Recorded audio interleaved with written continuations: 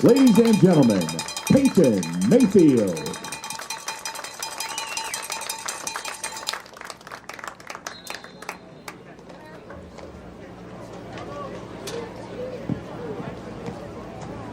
Our next senior is William Johns. William's parents are Brad and Jacinda Johns. William has participated in football, basketball, track, Varsity M, Hope Squad, FFA, 4-H, Freshman Focus Mentor, and NHS. William is a senior football team captain and a 4-H club vice president. William's future plans are to attend college and become a physical therapist. Ladies and gentlemen, William Johns.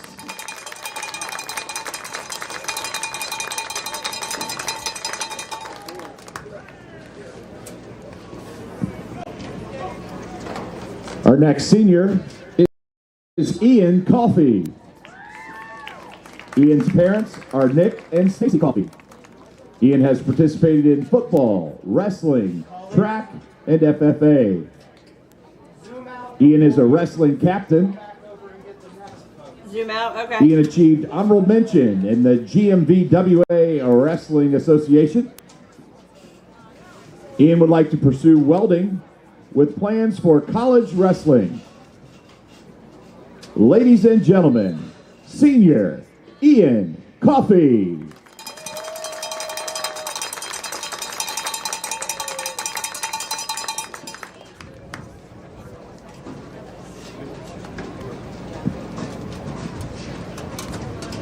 Our final senior this evening is Simon Zank.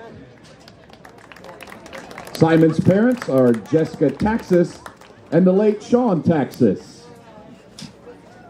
Simon participates in FCA, Gaming Club, Chess Club, Varsity M, NHS, Quiz Team, Choir, Esports Team, and was a freshman mentor. Simon is football captain. Some of the honors that Simon has achieved: in 2023-24, he's most valuable defensive lineman, and in 2023-24, he was second team all TRC. Simon plans on being a machine engineer. Ladies and gentlemen, Simon Zank. At this time, let's give a big round of applause to all of our Milton-Union senior football players.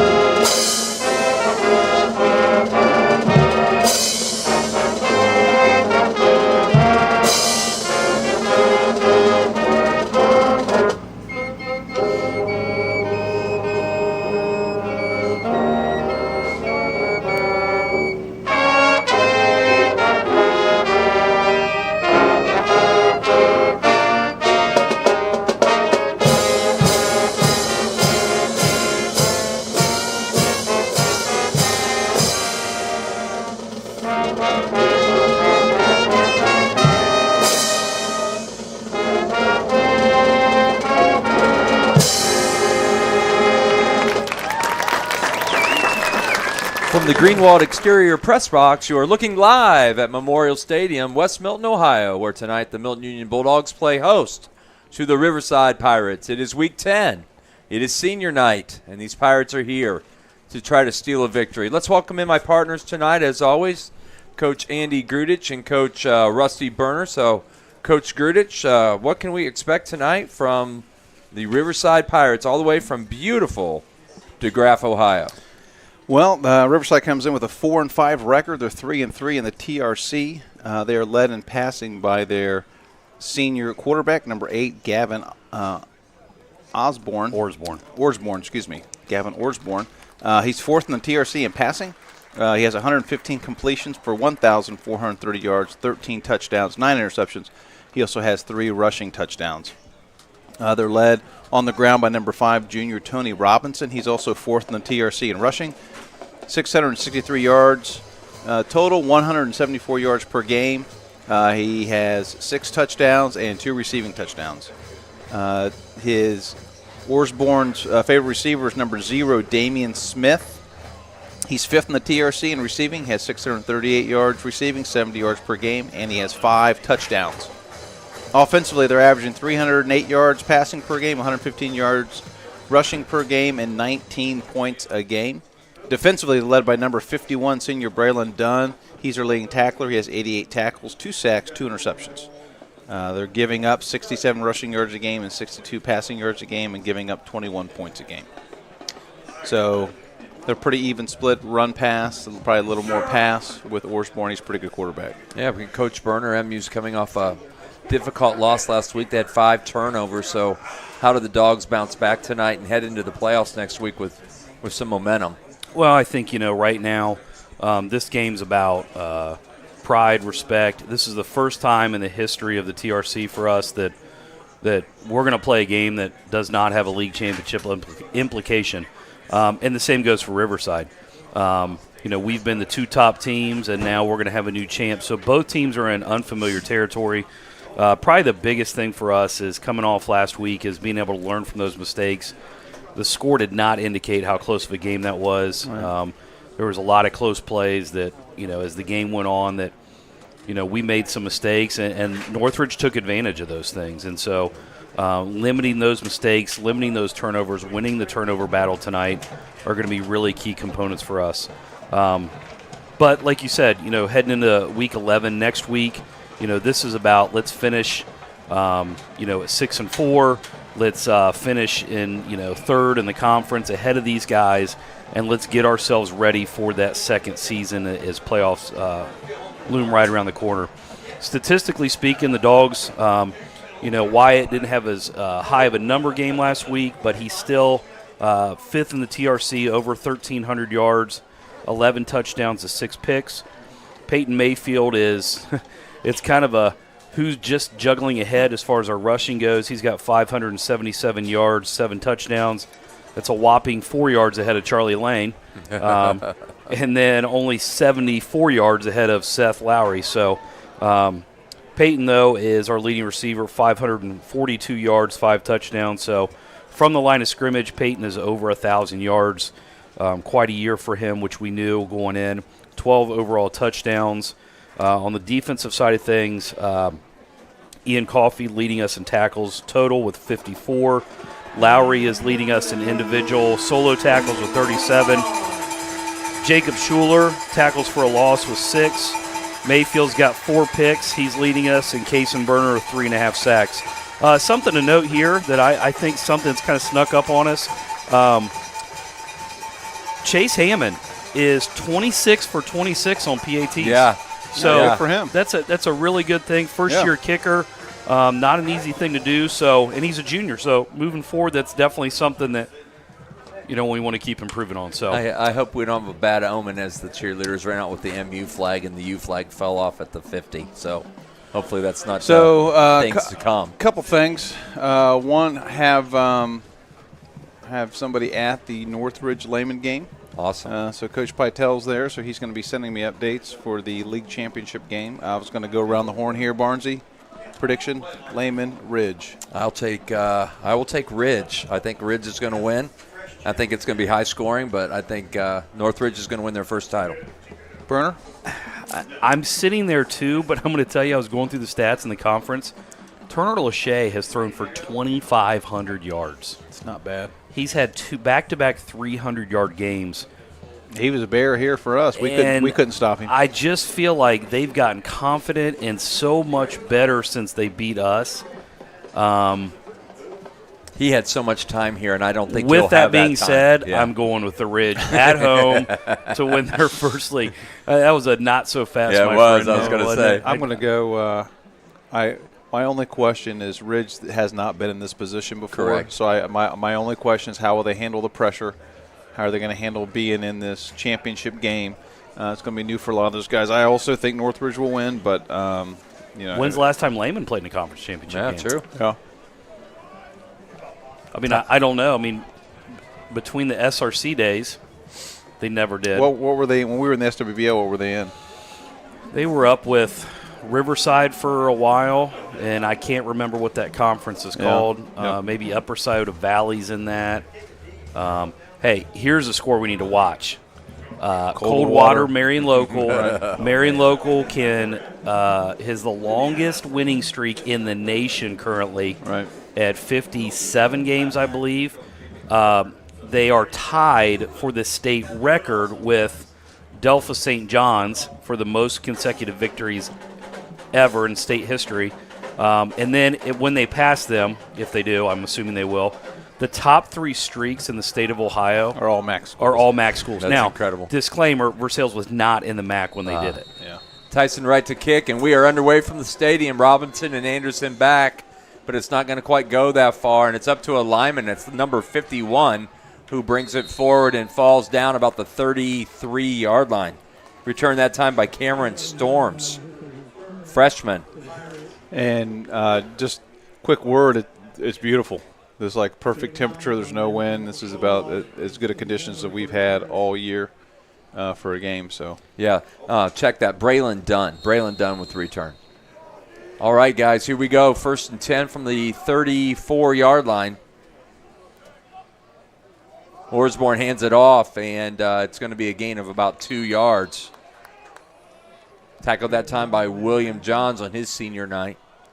and they are big up front. It was Tony Robinson. Is that number 5? Number 5, Tony Robinson with the carry. 2nd down and 8. Not to be confused with motivational speaker Tony Robbins. Correct.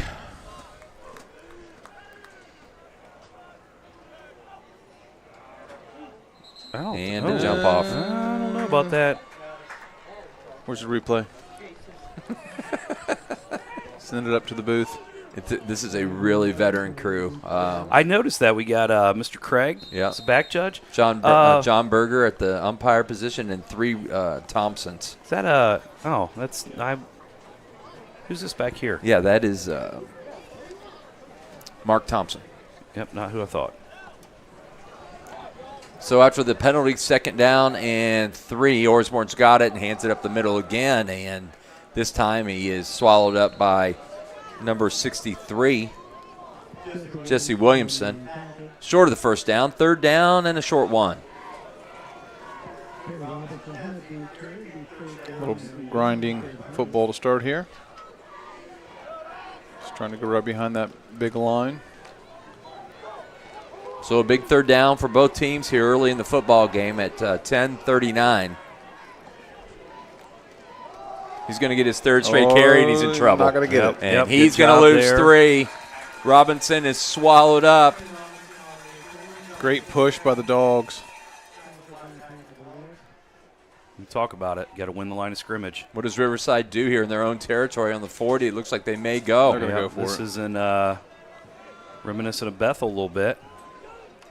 I think if that would have been a no gain or small gain, but moving backwards. Yeah, it's 4th and at least 3.5. Osborne's going to have trips to the right, and his leading receiver, Smith, to the left one-on-one.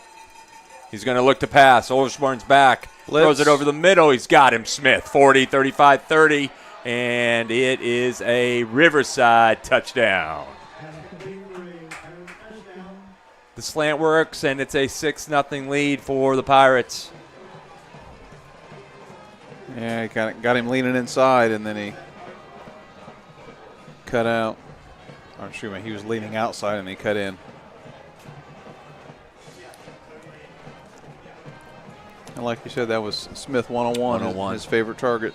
So Brody Osborne, number 1, to kick, and it is no good.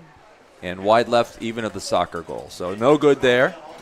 6-0 Riverside in a blank. 9:46 to go on the dot game scoreboard. Not the way the homestanding Dogs wanted to start that. I was just going to say, just not the way we wanted to start. But it's early. Got some really good trivia questions today from Doc. You guys are going to appreciate them. Always. And then halftime? Halftime at the Crestwell Strategies halftime, we're going to have Ben Diaz, who is a board member, of course, Bulldog grad, and he is a crash scene investigator. So that's going to be kind of interesting. That'll be interesting. Yeah, find out how all that works and some forensics and all kinds of stuff. So be interesting to talk to him. Mayfield's crept all the way up to the 20.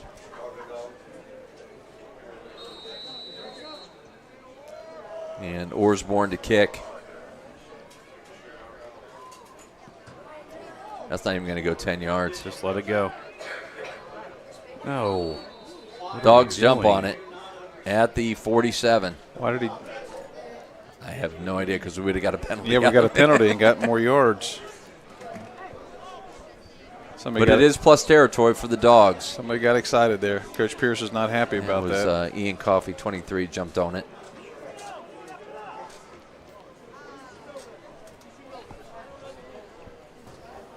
So Dogs with great territory here, great field position here, excuse me. Wyatt Kimmel, senior, in his final home appearance. Hands the ball to Charlie. Charlie Lane powers his way up for a quick 9, maybe 10. It's 10 yards and a first down.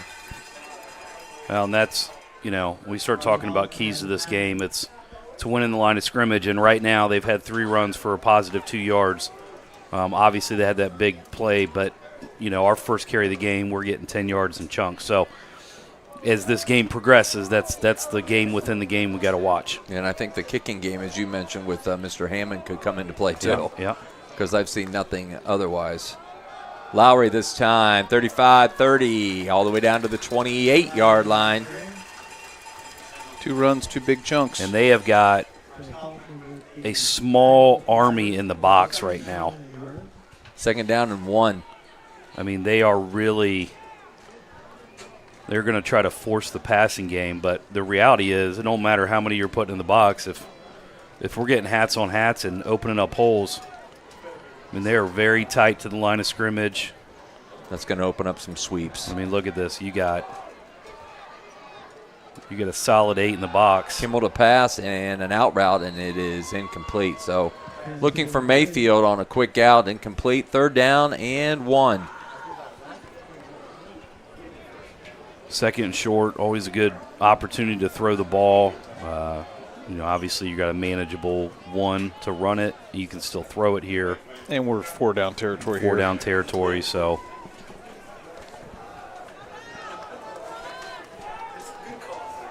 Yeah, it's a great cause.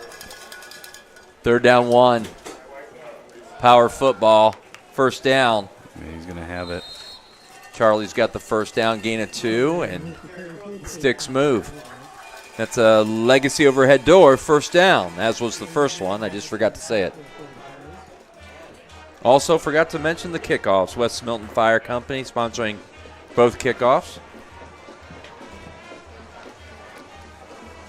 I'll get with it, people.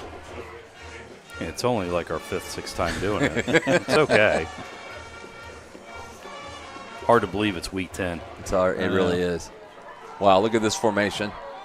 Here we go. There's that pitch we were talking about. Mayfield gets to the outside. No. And about the 21-yard line.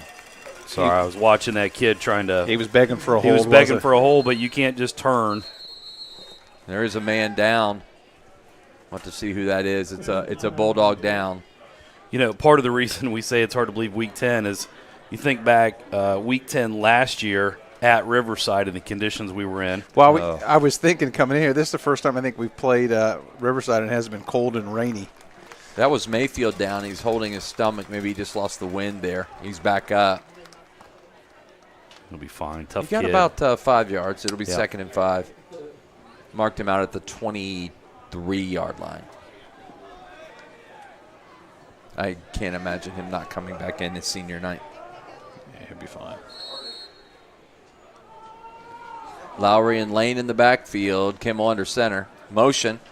Little counter action to Charles. He pops it up. He might go. He's tripped up and he falls down at the 6. Guy lost his hat. Good hard run by Charlie. Looked like he might go for a minute. He's going to have to go out. Bulldogs enter the Sundown 10 red zone. 1st down and goal from the 6. Good hard run by Charlie. He's running the ball hard tonight.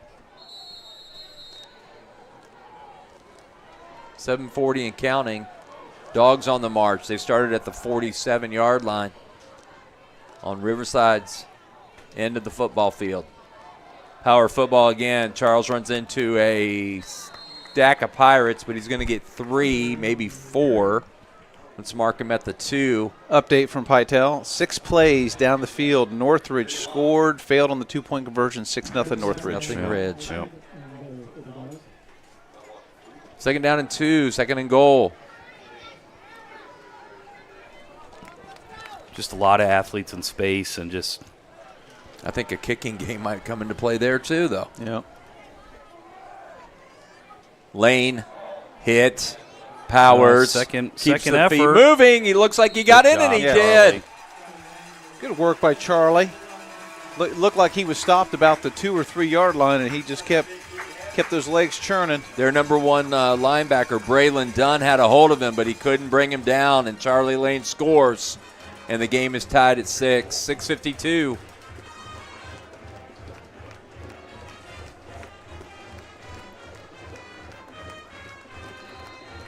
Big shout out to T. Hobbs, watching all the way in Pickerington. False start on the Dogs. They're going to have to move this back to about the 15-yard line, so it'll be a 25-yard extra point. Looked like the left guard moved. Oh, I hope we didn't jinx this. No, we didn't. He's got this. Well, He's 6 for 26. when We I say- just want to up the game a little bit. when I say we, I mean But we Burner. mean you. High snap, down, kick is up. Yeah, he's got it. High What are you guys talking spinner, about? and it's what good. are you guys talking about? 7-6. That's 27 in a row for Mr. Hammond. Chase Hammond. Now it's on Barnes. Yep. Now the jinx is on Barnes. Yeah, I took the jinx off you, Coach Burner. Thank you. Thank you very little. So, like I said, kicking game going to come into play here. Already has. So we'll see. Be curious if Riverside comes back out and starts throwing a little more. Well, and a note, too, is Osborne is 4th in the conference in passing. However, he missed 2 games completely with an injury. Yep. I don't know the aspects of that. However, he's been a deceptively good runner. He was last year. But I'm wondering if that's part of what he's dealing with. So they're going to have to keep a nice, clean pocket for him. And then on the flip side is if we can make him kind of move around and throw on the run, definitely would be a benefit to us. 2 quick scores. We're not even halfway through the first quarter. Tyson hit that one into the band area, and it's going to be a penalty. Is that a spot foul? No. It's going to be about the 35 or 40. It goes to the 35. 35. Little duck snapper. Looked like Barnesy on hole 4 out of Homestead. Snap hook. You know what? That is eerily accurate, sir, because you've never been out there. No, I have not. But it is. It's a par 5, and I'll snap one every once in a while left you go. because there's Just because you don't want to go right there's and go woods OB. right. Yeah. Yeah. So I aim left and snap left, and you're never in trouble over there. There you go. You're Very welcome. smart. I just aim right because I never hit it where I want to. So Osborne flanked on both sides here and motion. job by Kaysen, got in there a little early. Robinson brought down that time by Kaysen Berner. And then Schuler fell on him, but a gain of 1, 2nd and 9. Again, they've had, 3 runs and Very minimal. 3 yards, 4 yards. I was talking to Jesse Williamson a couple days ago about just him and Schuler wrecking house next year, and he's like, I can't wait. Yeah. Because they could be. Yeah. They could be for real. 2nd down, 9. 2 receivers right, motion. And he's going to come back. And my. I think Seth jumped off sides again. That was a was Wagner late. Paving big hit. And it didn't count, but we're going to say it anyway. We're going to count it anyway because that was a big hit. So Lowry jumped off sides, number 9. That was Schuler, right? With the hit? With the big hit. Yeah. Does it really count, though? Sure it counts. Was there a big hit on the field? Yes, there was. There was, and we're going to count it. Unless it was like after the whistle. He hit him right before the whistle. So. 2nd down and 4. That's the second time the Dogs have jumped here. Osborne to roll. Throws. And it is incomplete. Yeah. You can see right there he's not as Mobile as he normally is. correct. Yeah. And, again, that's going to be a benefit to us. Is he hurt? What did he hurt? Ankle? I think it was. I think it was. I heard. That's what I heard. I heard ankle. And you Okay. can see, like, his right leg is kind of – Yeah, it's covered up. he's a deceptive runner. So watching him run, you're kind of like, but watching him turn and trying to roll out, you could tell there was a little tenderness. Big 3rd down here for the Dogs as they try to get off the field. Handed. Oh, boy. Oh, we're going to call that another Wagner Paving big hit. That was Simon, the tank, Zank. Nice hit by Zank. And they will not go for it this time. Punting unit out. He just shed that blocker and. Yep. I mean, if you can make these guys one-dimensional, it could be a long night. Yep. Gunnar Carpenter to kick. Gunnar, good name. 6-foot freshman. Mayfield's all the way back at the 20. Ooh, wow. Just about got that one. Good kick. Hits Really about the good 20. kick. Rolls to the 15. Rolls down to the 10 and dies at the 9. Really good kick by Carpenter. And it'll be 1st down and 10 We just about got that one. from the 9.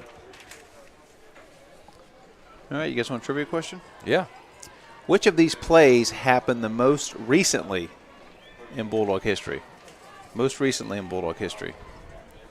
No cheating. Dang it. Guys are cheating. I can't see You it. guys. I have not seen it. He hasn't seen it. I've seen No, it. I haven't. I have not. I've seen every one of them. You're Barnes. good. You're Great. good. Okay, Great. well, okay. But Burners and I'm out. We were going to Barnes. try to sneak it Barnes through. freaking cheating. Barnes, that was not very sneaky. I know. I tried. That was terrible. Just for you viewers at home, Coach Grudage is sitting just to my right, about 18 inches away. Coach Barnes, as he starts to do this, puts the paper on my left and nudges me And points to it. and points to it. And Coach Grudage is looking right at the situation. I feel like I'm in history class. I got to keep an eye on you guys. All right. But seriously, I know the answer, so I'm out. But Okay. Coach Burner does Okay, not. hold on. Got to get When we get a moment. Second and well, 7. Well, the moment's been ruined, so Yeah, I now know. it's like I can't even if I get this wrong, it's because of all this. My bad. Kimmel to pass. Out route. Nice throw. Charlie Lane. 20, 25, 30, 35. Look out to the 50. He seeks contact and goes all the way to the 40-yard line. And number 9 took the brunt of it.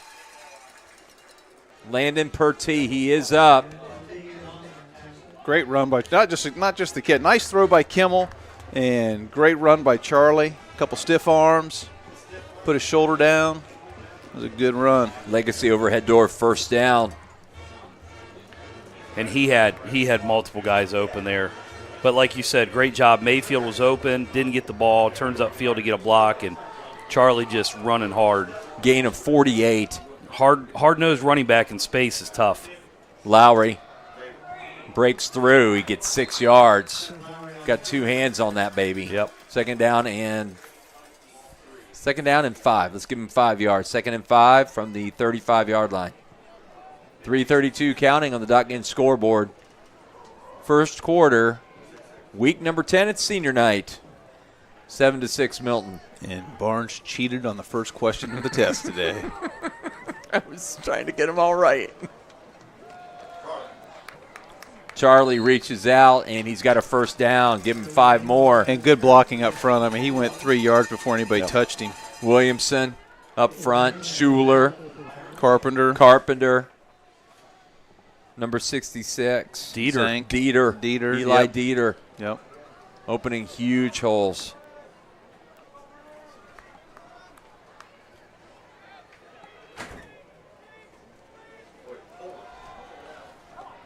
Mayfield ran into a lot of white shirts They are there. really trying to strip that ball there. Yep.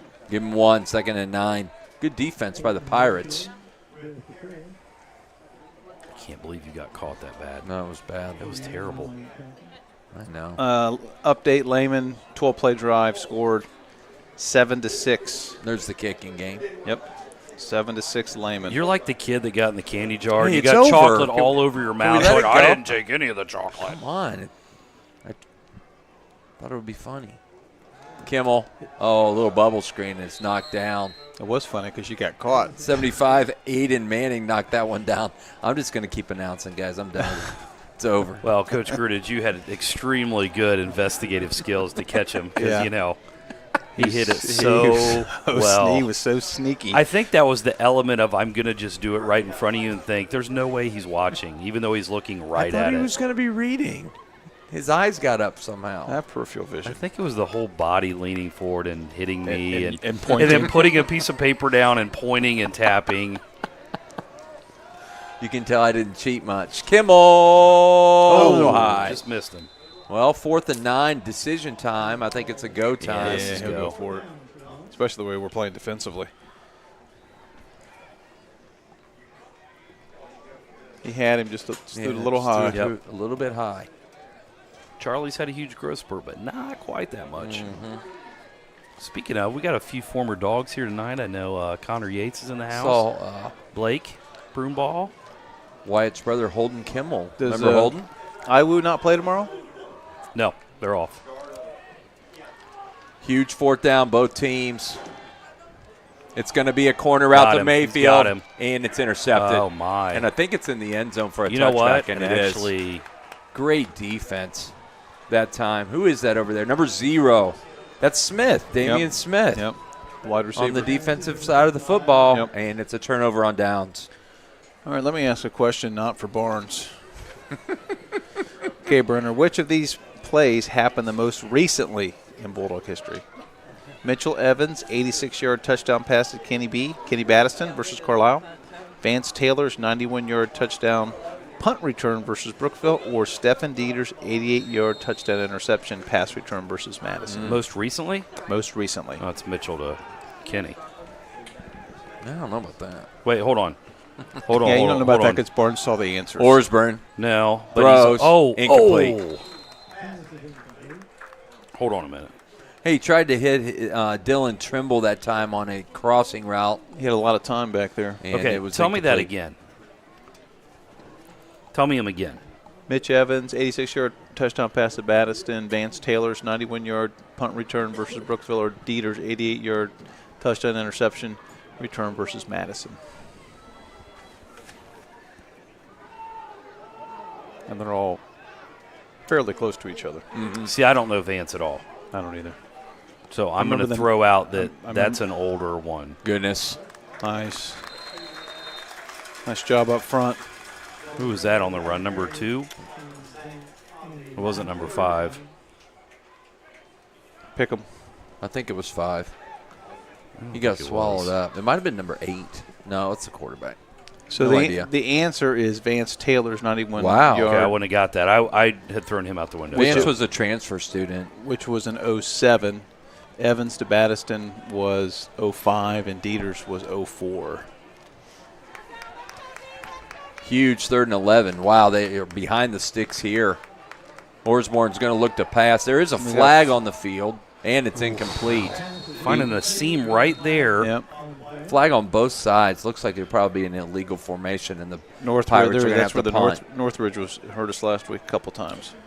Well, we went to two high safeties right now, and what's happening is that little seam between our corner and our safety is they just got to close that gap up. Shrunk up a little bit, yeah. Well, the Pirates are going to have to punt. It was an illegal formation, and this last punt was. I'm going to give that carry to number 5. I don't think it was him, but Good punt, but we just about got it. Again, Gunnar Carpenter to punt. Mayfield firmly rooted at the 45. This one's going to spin right to him. Goes over his head. He chases it down, and he's got it at the 40. And he broke a couple of tackles all the way to 50. Good run. Looked like he was in trouble, but he's got an 11-yard run all the way to the 50-yard line. And the Dogs are going to start once again in very good territory. What a run by that kid. That's nice. just refuses to go down.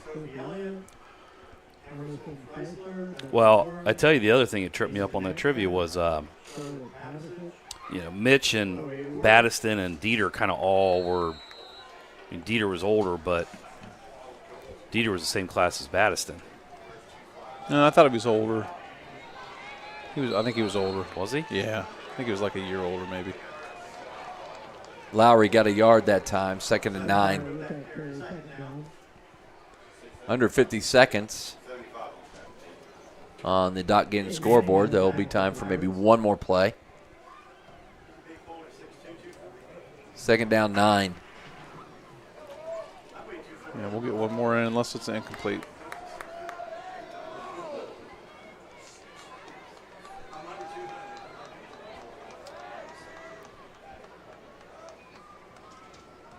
Little counter action that time. Charlie spins. Jeez. He gets to about the 45, where it'll be 3rd and 5, and that's where we're going to start the second quarter. Switching ends here, 7-6, MU at the end of quarter number 1. All right. Well, I'm going to try another trivia question. Barnes, did you cheat on all of them? No, I just knew that first one. I don't know the rest of them. Honest. I mean, Don't look at me. I don't know. I don't know if to believe. You know, I don't know if we should believe him or not. I just sit around all day Friday and wonder where are these questions going to go, and I don't want to know because that takes away the competitiveness and the fun of this. But know. I can't speak for Coach Barnes. Some people just want to win all the He time. was all in on that. Don't let him lie to you, Coach. He was all I have in. no idea what you're talking Yeah, about. okay. All right, here we Good go. night. Historically, in 96 seasons of MU football, how many times has the team lost its first game of the season and finished the year with a winning record? Did that happen 3 times, 8 times, 12 times, or 18 times? Team lost the first game of the season and finished the year with a winning record. 3, 8, 12, 18. What are you looking at, AI? You looking it up on your phone, Barnes? Is that what you're doing now? No. I'll go with 12. Bernaire? I probably would have went with 12, but I'm going to go with 18 just to be different. 3rd and 5 this time. Kimmel to throw. He's got pressure, and he spins out of it. Now he's at the 40. He looks, throws to the sideline. Charlie's. Oh! Wait, that's Carson Stone. Carson Stone with the catch. Wow. What a 21. throw and catch. What a throw and catch. Broke the tackle. Kimmel broke the tackle and then on the run. A little backyard football for the Dogs and a legacy overhead door. 1st down just outside the red zone. Nice catch by Stone. Got that foot down.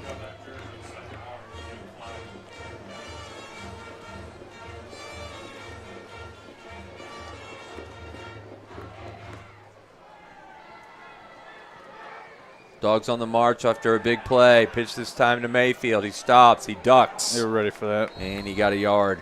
So the answer, surprisingly, I'm going to go with 8. is 8. Ding, ding, ding, ding, ding. Milton has lost. I get credit for that, You right? said every number. Milton No, has, I didn't. Milton has Might lost be their opening 3. game 37 times in 96 seasons, and 8 times did the season end with a winning record. Wow. So hopefully this will be 9. I said I was going to go with 12, but I'll go with 18 to be different. And then last second I said I'm going to go with 8. Yeah, I heard you. It's not like I had the answers before the night started, though. Kimmel, pitch.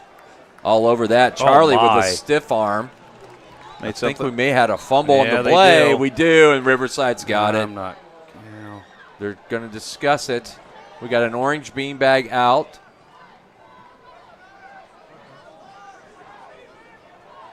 Yep, turnover. So Charlie lost the football, and I think he knows he lost it too, the way he's reacting. So the turnover bug bites again. 5 last week, and here's the first one tonight. Riverside takes over first down at the 15-yard line.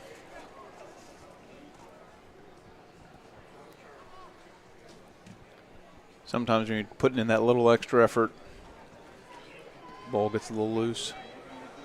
4 receivers set this time for the Pirates. Osborne back at his 10, all by himself.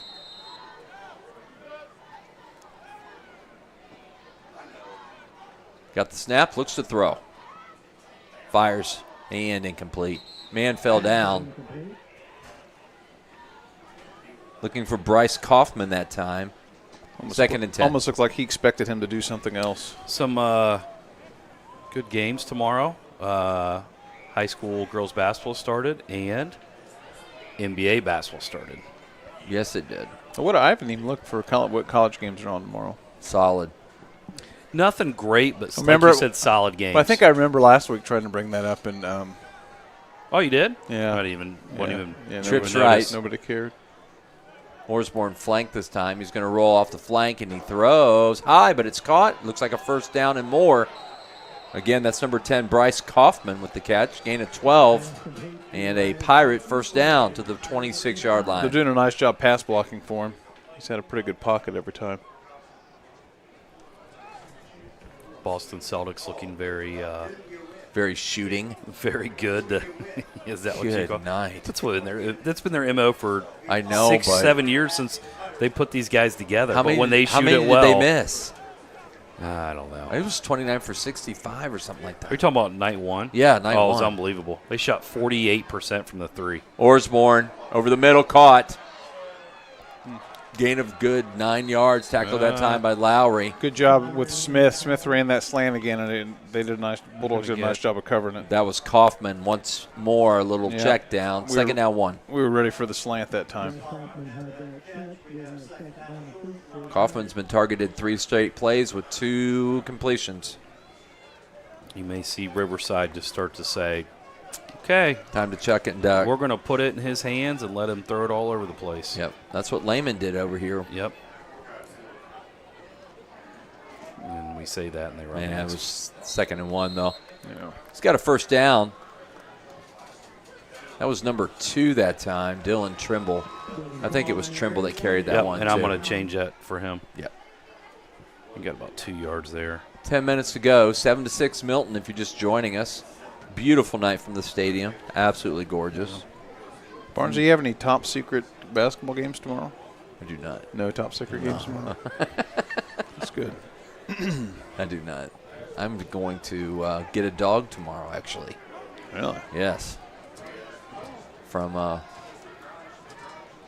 Brave Breeds. Nobody home on that pass. It's going to end up out of bounds, incomplete. Yeah, we found really quickly a German Shepherd and an Australian Shepherd mix, 5-month-old. Oh, okay. Beautiful. She's beautiful. Her name's Charlie Hustle.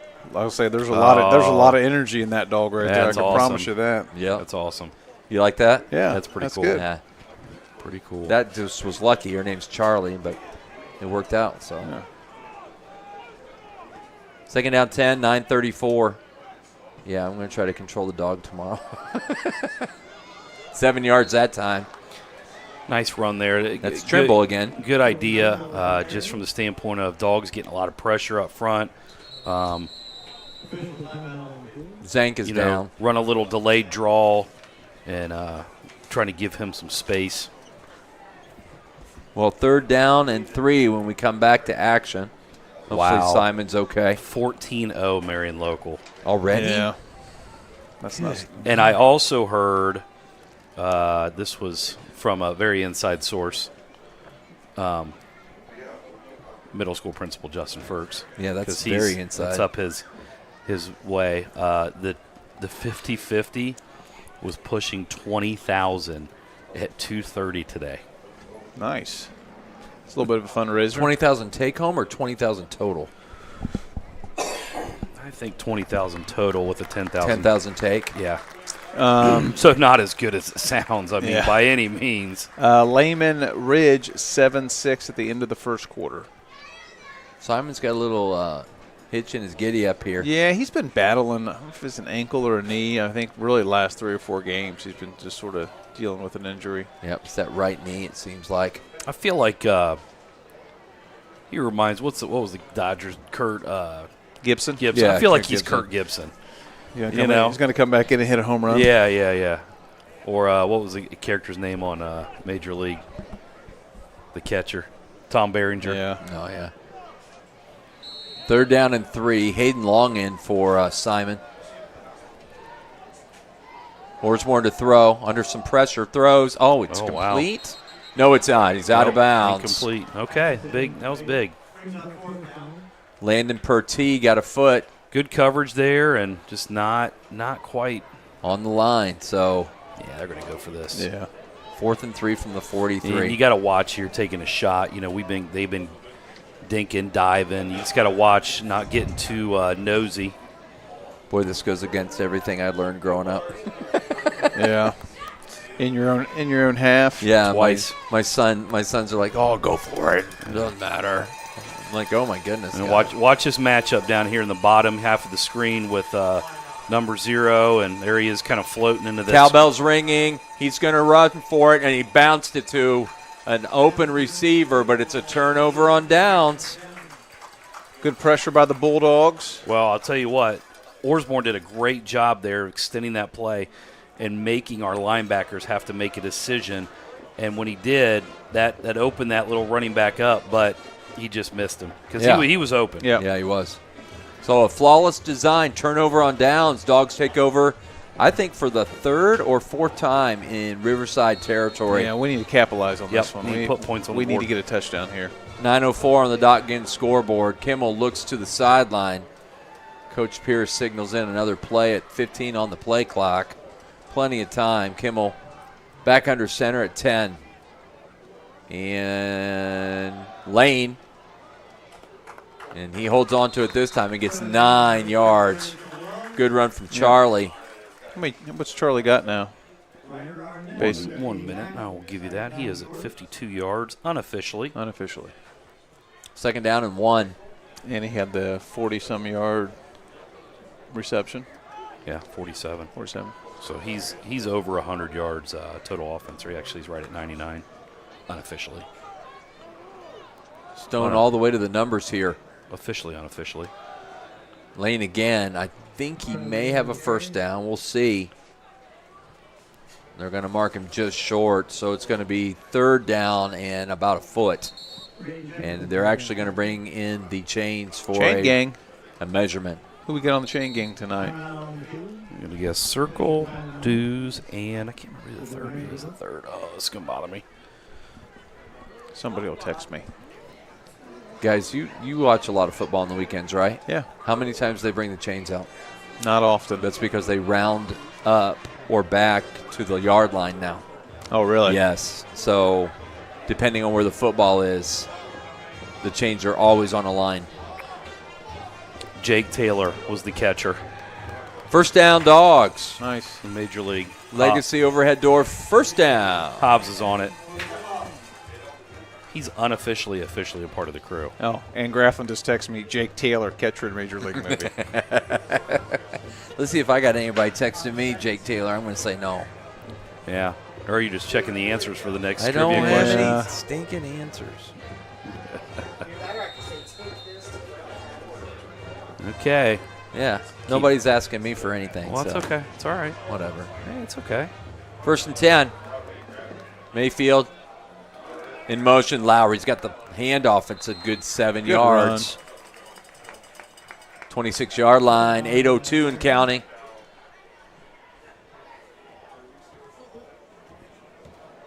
Again, we are in the green-walled exterior press box at Memorial Stadium. Any idea where we're going next week? Do we know? I'll tell you after this play. Okay. I talked to Pierce a little bit about that today. Charlie fumbled again. Jeez. He just dropped it. I think the Dogs may have gotten that one back. I think we got it back. Yes. Who is that? Just slipped out That's of Seth Lowry. I think it just slipped out of his hand. And it's a first down. Goodness. Obviously depends on if we win or lose. I believe if we win, it could be. And again, a big game is the Oakwood game. If Oakwood wins, we get we get a lot of points from that. If Oakwood loses, we don't. Who are they playing? I forget. We are in the Sundown Tan red zone. First and 10 from the 20. Kimmel to pass. Oh, he's got Johns. John's deep post and incomplete. Threw it a little late. Yeah. He said it looked like could be Carlisle, could be East. If we win, if we lose, it was what's the school down by the river? Williamsburg. Williamsburg. It could be Williamsburg if we lose. Van? In a van down by the river. Yeah. Nice. And they're coached by Mr. Matt Foley. He's motivational speaker. Thank you very much. Second down 10. My name is Matt Foley. Missed that guy. Lowry swallowed. Oh, my goodness. Lost his hat and everything. I mean, a number of people hit him, but Travis Brooks, 6'3", 340-pound senior Travis Brooks finished that up. Number 70. That kid's not 340. That's what he's listed at, my friends. 340. Well, he looks a lot bigger than everybody else out there. Yeah, I guess he's pretty tall. I mean, those other guys are big too. Here's a good indicator. Look, there's Carpenter right by him. Yeah. I don't know about 340 though. Maybe three. I was going to say 335. Third and 10. 338, 339. Goodness. Nice play by Kimmel there. Got it to Stone. Stone is hit, and they got about 2 yards out of it. And the man who made the hit slow to get up, but he's made his way to his Mason Armbruster that time with the hit. I'll tell you what, for both teams in their strong passing games, really neither one of them's gotten going. I mean, they got that big play, but everything else has kind of been. Dogs have bogged down right around here every time. Which 4th and 8. I think's a benefit to us because I think our ground game is obviously better. Big play here. Well, I know where I like right now. Got a 1-on-1 at the bottom. Got a 1, but everybody just shifted. Oh, my, wide open. He overthrew him. I mean, Wyatt's just high with everything. Yeah. And it's a turnover on downs. All right. Here we go. Name the top 5 career performances in terms of kickoff return yardage. Hint, one played in 17 to 19, 95 to 98, 94 to 95, and 2000 to 2003, and 14 to 17. Okay. I may have to write that down. Kickoff return yardage. This is going to be a long one, folks. First and 10 Pirates, Osborne. He hands this time. And again, nothing. Loses yardage. Work by the Bulldogs. That's Schuler all over it. And Coffey. Landon Pertee with the carry. Schuler's really coming to his own last three games. I mean, he's just strong. really just starting to step up. And he is a man. Just making a difference on every play. Second down and 11. His freshman year, man, I just thought, man, you got potential, but I didn't think it would be this fast. Okay, yeah. Give me those years again. Sure. 17 to 19. Snap and handed up the middle this time, and again, nowhere to go. Okay. 95 to 98. No, that one. 94, 95. No, that one. No, actually, no. What did you say, 94 to 95? Yep. And then 2000 to 03. Here comes the tank back in. Third down and 10. And 14 to 17. And that was a tackle by Lowry on a run blitz. So 4:43 counting here. 3rd down and 10 for Riverside. They've got the one big play, and that is about it tonight. Let's see how they handle it. Who ran that ball? That was 5 or 2? It was 5. Okay. Robinson. Osborne to throw. Steps over the middle, and it's too high and incomplete. Looking for Robinson that time. Okay. Once again, they're going to have to punt. I won't look at my phone. Yes, Travis, we know you're one of those guys. I knew as soon as you said that, you gave the ears. I'm like, okay. So Hobbsy makes it into Hobbs is 95 to 98. Correct. A.J. Lovin is 17 to 19. Yes. Hold on. I got to write down my stats. And Hobbs is still texting me. Whoa, it's a high snap. Carpenter's got it, and he got rid of it. Get away from it. Get away. Find it and get away. Oh, my. Mayfield picks it up and gets to the 45. I think we just heard a kill him from the coaching staff. Kill him. Kill him. Hold on a minute. 1 second. Because I've got a beat on all these. I think you're going to get – I think there's 2 you might struggle with. Okay, Allen Zenz is 94 to 95. Yes. Okay, that's one. I thought you struggled with that one. Yes. No, that's when I played, Oh, man. that's right. That's you. Zenz is 3rd with 935. And he was a machine. He was really good. Yeah, he was fast. Granted, we had a lot of kickoff returns because we didn't win a lot of games. So Right. Mayfield in the slot this time. Lowry hits, spins, got maybe 2 yards. We'll give him 2. Okay. Another hat has fallen off. 2000, 2003. I'm going to go with David Delk. Nope. Okay. 03. Lowry's going to have to leave the field for a play as he lost his helmet. 2nd down 8. See, I don't think you were around during this time. I wasn't, but I still followed it enough. Right. This guy was a pretty good athlete. Colt Greil? Nope. But you're Huff? Yes. Okay, Justin Huff. Justin Huff is 4th at 896. And then I'm going to go with Alex. Nope. Nope. No Alex. Oh, Blake Smith. Nope. Nope. Zach Shields. Yes. Okay. For the first time, he's got room. 35-30, stiff arm to the 22-yard line where he's forced out of bounds. They've been on him all night, but Mayfield got open that time, and it's a legacy overhead door, 1st down. So that's all of them, right?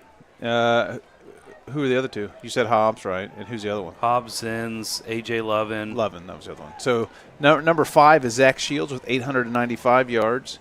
4 is Huff with 896, beating by 1 yard. 3rd is Zenz with 935. 2nd, our boy Travis with 1,050. And number 1 is A.J. Lovin with 1,107. Hey, look at the text we got from him. Right out the bat. I'm 95 to 98. Thanks, Travis. Wow, Charlie ran that ball all the way into the Sundown 10 red zone, and it's 1st and goal on the 9-yard line. Another good run by Charlie. 3:26 to go. Dogs are down here one more time. First one ever on varsity was 90 to the house against Catholic Central. So his first kickoff return, I probably played in that game. By the way, 12-7 Ridge at halftime. Wow. Again, 11-play drive and 2-point failed. Lowry squirts up the middle, and he gets to about the 5.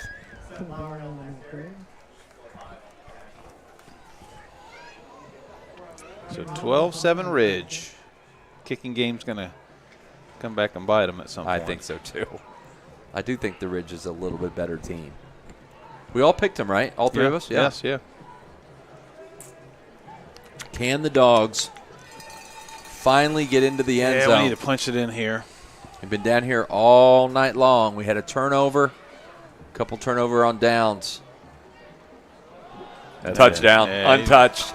Touchdown, Milton-Union. Charlie Lane, number 10. Put 6 on the board. It's 13-6. Run right behind Carpenter here, I believe. Yep, sure. Wow. Yeah, wow. That's a collapse. Well, that was a down block with him and Jesse, whoever that poor individual was from Riverside. That might have been the big kid. We applaud you. Yeah. No chance. Charlie didn't get touched. Looking for his 28th consecutive extra point. It's up, and it is good. Chase Hammond now 28 for 28. 14-6 Milton. 2:28 to go on the dot game scoreboard. And that was big, especially right before the half. Now we just need a good stand here and going up 14-6. Yep. Agreed. Don't do anything silly. Got 3 timeouts, too, if you can get them turned over or stopped. It'd be awesome. Cheerleaders are waving at the camera. Yeah. Hamming it up. Yeah. Hamming it up for the camera. Yeah, she sure is. We'll have Diaz up here at halftime.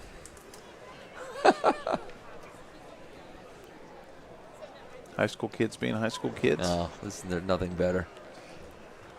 Although I did enjoy the day off from the kids today, I will say. Uh-oh, Pytel. 9 plays, passing touchdown, extra point field, 18-7 Ridge. Uh-oh. Here we go. 3 touchdowns if they can't get a 2-point conversion. Can't get the conversion. Northridge Polar Bears, about a half away from being a league champion in football. And Coach Smith's first, I believe, ever as a head coach, which for sure. good for him. Put in a lot of time. And for sure. So Tyson spins one, hits about the 20, and picked up. That's Robinson, 35-40, and to the 43-yard line. Good run back. Good run back from Robinson. First and 10. Riverside, they didn't use any timeouts, did they? no. They have 3 left. Yep. Kickoff was sponsored by the West Milton Fire Company. And that was their this will be their best starting position as far as field position goes. And for a plus, we've gone through almost the whole half, and Robert's phone hasn't rang. Oh, Well, So- he's probably got it on vibrate Yeah, that's true. or silent mode. he's working. Orsborn Doesn't matter. under pressure, tanks on him, throws, Just throws it incomplete. There's no one out there, but he's outside the pocket, so we've got nothing there. Second down 10. Shout out to Bill Matthews, big Bulldog supporter. Yeah. Injured, can't make it to the game, so he's watching the broadcast today. So Who's that? Bill Matthews. So wish him a quick recovery. Howdy, howdy, Bill. Watching at home. He can probably hear the cowbells from his house. Clock stopped at 2:13. Second down 10. Orsborn to throw. Blitz over the middle, and it's too high and incomplete. Good coverage that time by Jackson Strickland, and it's third down. They're really working that seam. Yep. What we've got to be careful of is a double move to the outside as time goes on because they're just hitting that seam with the slant, deep slant route. Timeout Riverside. This will be an uplifting tree service timeout. Any good college games on tonight? Which, by the way, okay, so while we're on the topic that I just brought up, Right. I don't really like how we have shifted, and there's not as many college games on Thursday because they're playing the NFL game, and now they're playing these college games on Friday. Yeah. Yeah, But I don't like college. I don't like games on that. Friday. Having said that, did you see poor Kyle McCord last night for Syracuse? Yes. No, I mean, I heard about it. What happened? I didn't hear. He threw 5 interceptions in the first half. Rough day at the office. Who are they playing? 3 pick sixes. Playing Pitt? Pitt. Yeah. I think Pitt's pretty good. Pitt is good. Doesn't matter. He still threw it to them. I felt so bad for him. Right now we got the Ivy League rivalry game, Yale versus Penn. Throw out the records when those two get together. 14-3 Yale. Hey, but there is a game tomorrow. Is it Army? No, Navy plays Notre Navy Dame. Notre Dame. Notre Dame. That'll be a good game. That's at 2 noon. ranked teams. That's a noon kickoff. And Louisville, Boston College, 0-0 first quarter. Third down 10. There is a World Series game tonight, too, guys. I know you don't care, but Nobody cares about either one of those. third and teams. 10. Orsborn throws high and to the right once again. And they're going to have to punt, and the Dogs have 3 timeouts and 2:05 as Riverside went 3 and out and took about 15 seconds off the clock, I would- maybe 18. I would go for a block here. Just in the house. We've come close a couple times.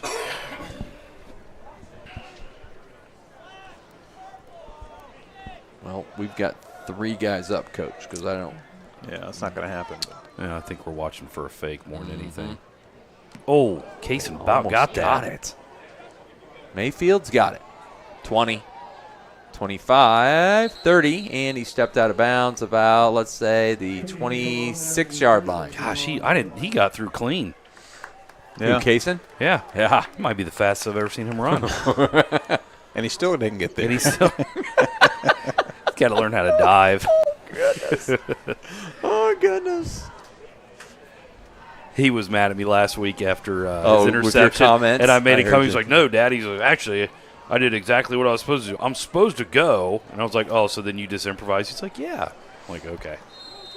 Went all Troy Polamalu. Yeah, he gave me a look. Pittsburgh Steeler, safety.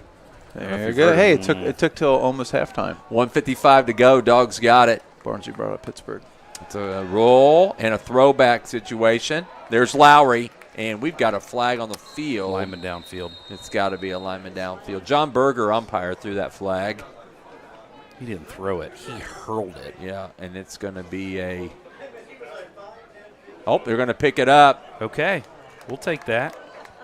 First down, Dogs. That's Lowry on the throwback screen, and it must have been behind the line, so okay. 147, clock running, 146, 145. Hold on a second. Wasn't that first down? It is. Yeah. Okay. Well, the sticks weren't.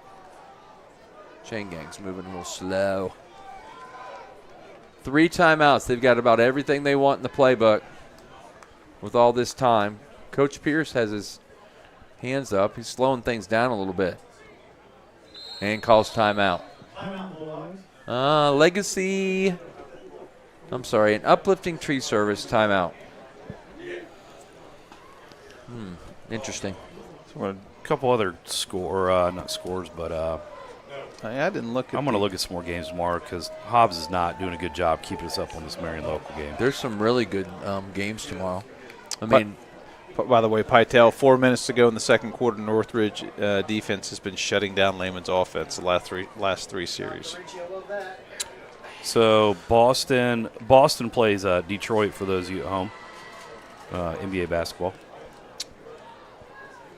Dustin Smith is the other chain gang member. That's who I thought about. I got a text. There you go. Yes, I'm on the board. Miami East Covington. East is up 21-14 in the second quarter. Wow.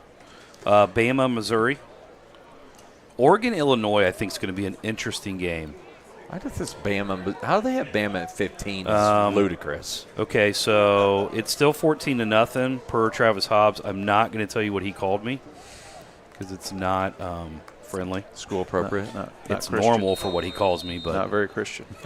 Kind of like cheating. not like cheating on Okay. trivia questions. All right. Nice run. Lowry first down. Give him 10. 1:17 to go. In the Spartan Bowl, it's Valley View 20, Waynesville 14. That may be for their league title. And then Troy's beating Sydney 21-14 in the second quarter. Both those games are in the second quarter.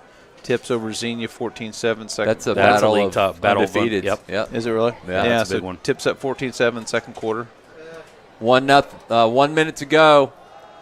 Lane goes for 6. We might get a field goal attempt here. Coach lets the clock run. 2 timeouts to go. 50 seconds. And he calls a timeout at 48. 47.9. Maya J says go Illinois. Really? Who knew Maya J, a big Illinois fan? Maya J. I do think that's a very interesting matchup because I think Illinois has been sneaky good and Indiana as well, and I think Oregon has played 2 tough ones, the last couple weeks. So I think Eaton's beating Carlisle 28-7, so that will have an impact on us if Carlisle gets beat. who's Oakwood play? Haven't got there yet. Still scrolling. Okay. So you said we could play East? Oakwood Madison, Okay. but Madison's winning 21-7. Oh. So that doesn't help us. No. All right. Yeah, it could be. He said East or Carlisle. or Williamsburg. Or, well, I think the Williamsburg scenario is if we get beat. If we win, it was Carlisle East. We're kind of the main two.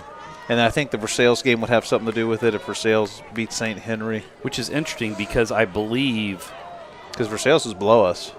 But Carlisle has lost to 3 teams that we've beaten. Oh, I'm sorry. No, we didn't beat Northridge. No. We could have. But I think they lost to Oakwood and got to throw it. He's going to let it rip down the sideline. It's caught. Oh, my gosh. That's Carson Stone. Get out of bounds. And he is out of bounds. Yep. Wow. Holy crap. Into the Sundown Tan red zone all the way to the 7. Stone went up and above everybody else. Big 39-yard.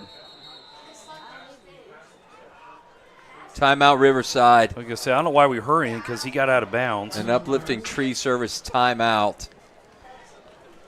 Nice pitch and catch.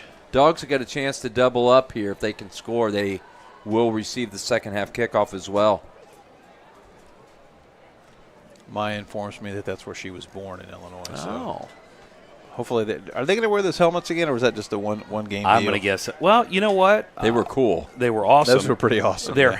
handcrafted. It took 2 hours for each helmet. Yeah. So if they're going to wear it again, it's going to be this week. Yeah. Can't imagine they're going to do that.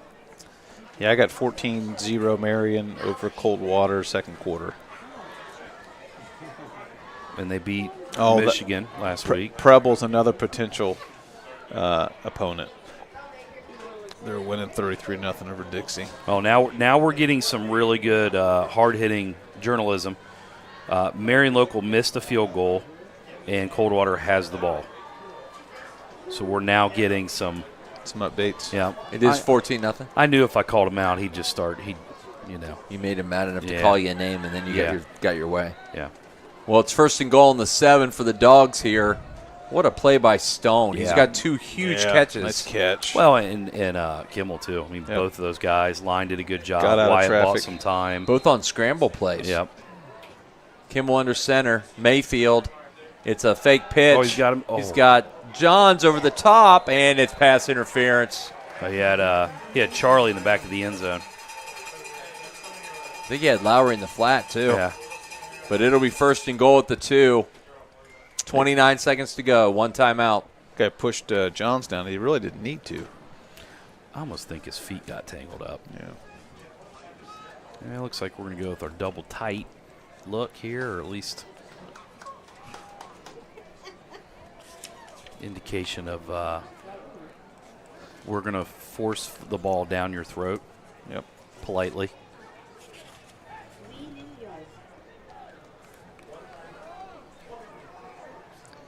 This will make things difficult for Riverside if we can punch this in. Power football. Charlie, feet's moving. He's in. He's pretty in. good about Touchdown, that. Milton-Union. Nice run, Charlie. And that gives Charlie, in the baseball world of strikeouts, in the baseball The world, sombrero. strikeouts. a golden sombrero. Oh. He's got 4? Yeah, No. It's 3. See, we're doing this again. Yeah, listen, Golden is 4. I know that's what you're telling me. I- Okay, right, but right. in West Milton, okay, in the village, West Milton math, baby. no, it's not a math thing. It's 3. Here's why there has to be a 4th. Because in the pros, guys don't strike out 4 times. But at the high school level, it happens a lot more. So we had to come up with a 4. So 3 just is making stuff No, up. I'm not. Look, okay. 21-6. Keys, I need you. I know you're watching the game.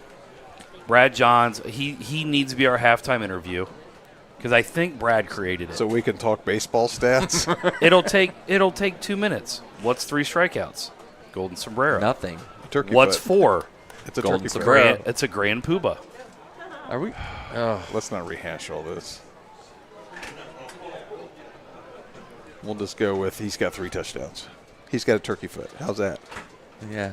In We bowling. can come up with something. In bowling, it's a turkey, right? Yeah, it's 3 a in a row. Turkey. Yeah. What's 3 touchdowns? Let's call it something. A hat trick. That's soccer. And hockey. Yeah. How about a Triple Lindy. No, How about it's Weird. how about a platinum trifecta? No. Too much. Trifecta. I don't think I can get that out. It's 21-6. Milton-Union has taken over this second quarter. Dominated field position. Oh, Tyson with a little squib this time. Picked up at the 30, 35, and out at the 40-yard line. Good run. Little prevent here. Just get out of this half. Up 21-6. And really, they haven't moved the ball. I mean, besides the one play, big that's play. it. Yeah, That was fourth down. Yeah, you're right.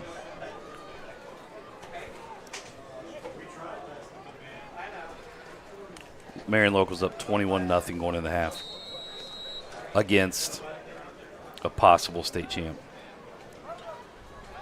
Yeah, that's true. Okay, Hobbs, I like that. Osborne.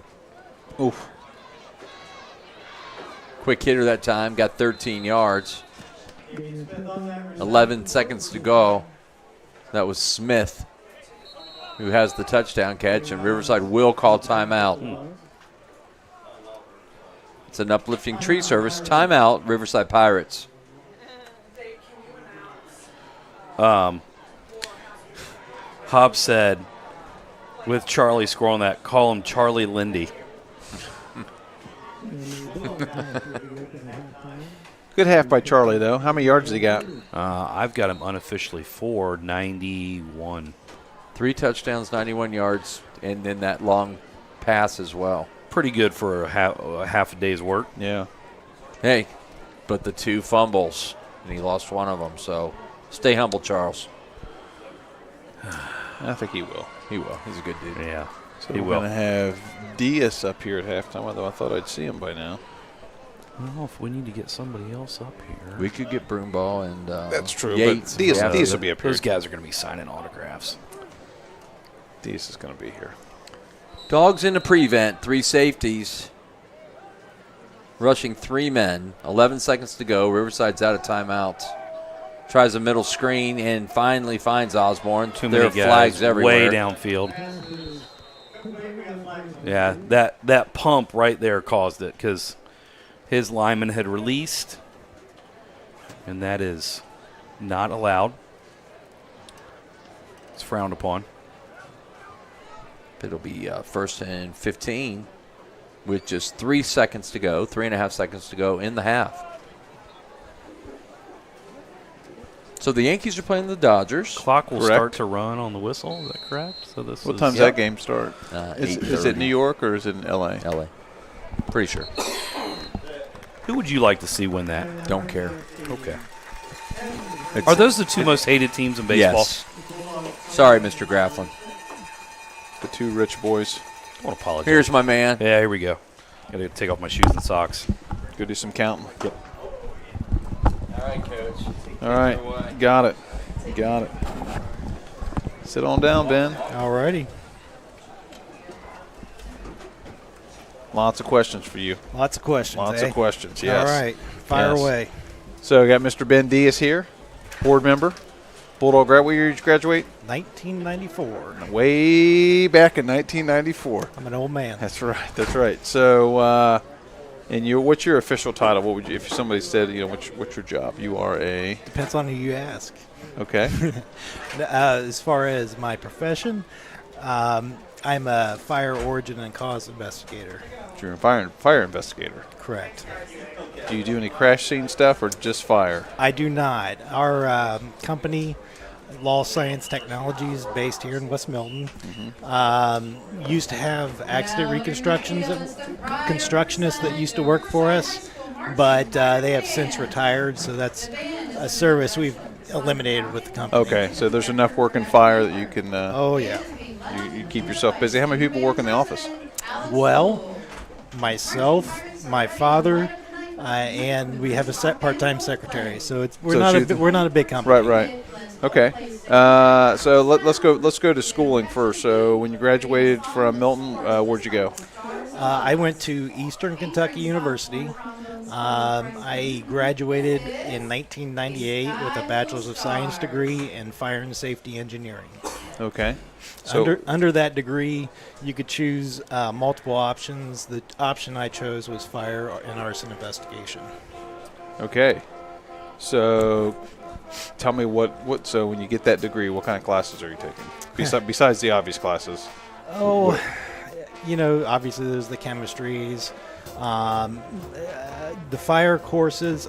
There's some very interesting ones. Right. I mean, there's intro to explosives where we actually got to blow stuff up. The professor was a FBI agent who actually had access to all sorts of fun, different explosives. So would he go like blow something up, and you guys have to go in and figure out what happened? Well, it was more so just to see. That blows up in a house. A propane tank.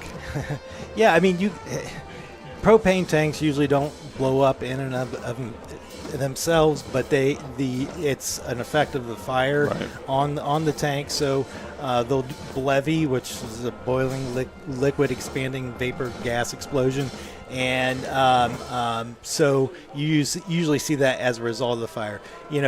Usually stoves don't blow up. They'll catch fire, but they don't blow up. Right. Okay.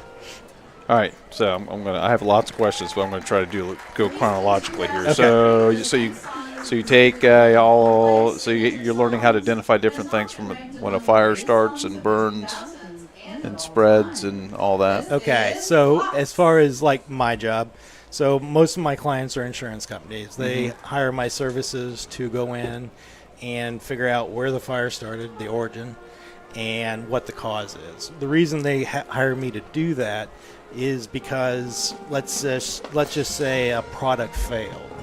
So they can do what's called subrogation and go back after the manufacturer of the product to recover their loss that they're paying out for the insurance policy.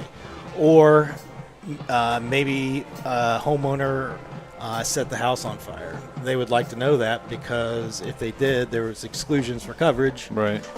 Is it hard or easy for you to go into a place if it's been arson to tell that it's arson? Well, it depends on how savvy the person is who said it. So there are some telltale indicators that are obvious and some that are not so much.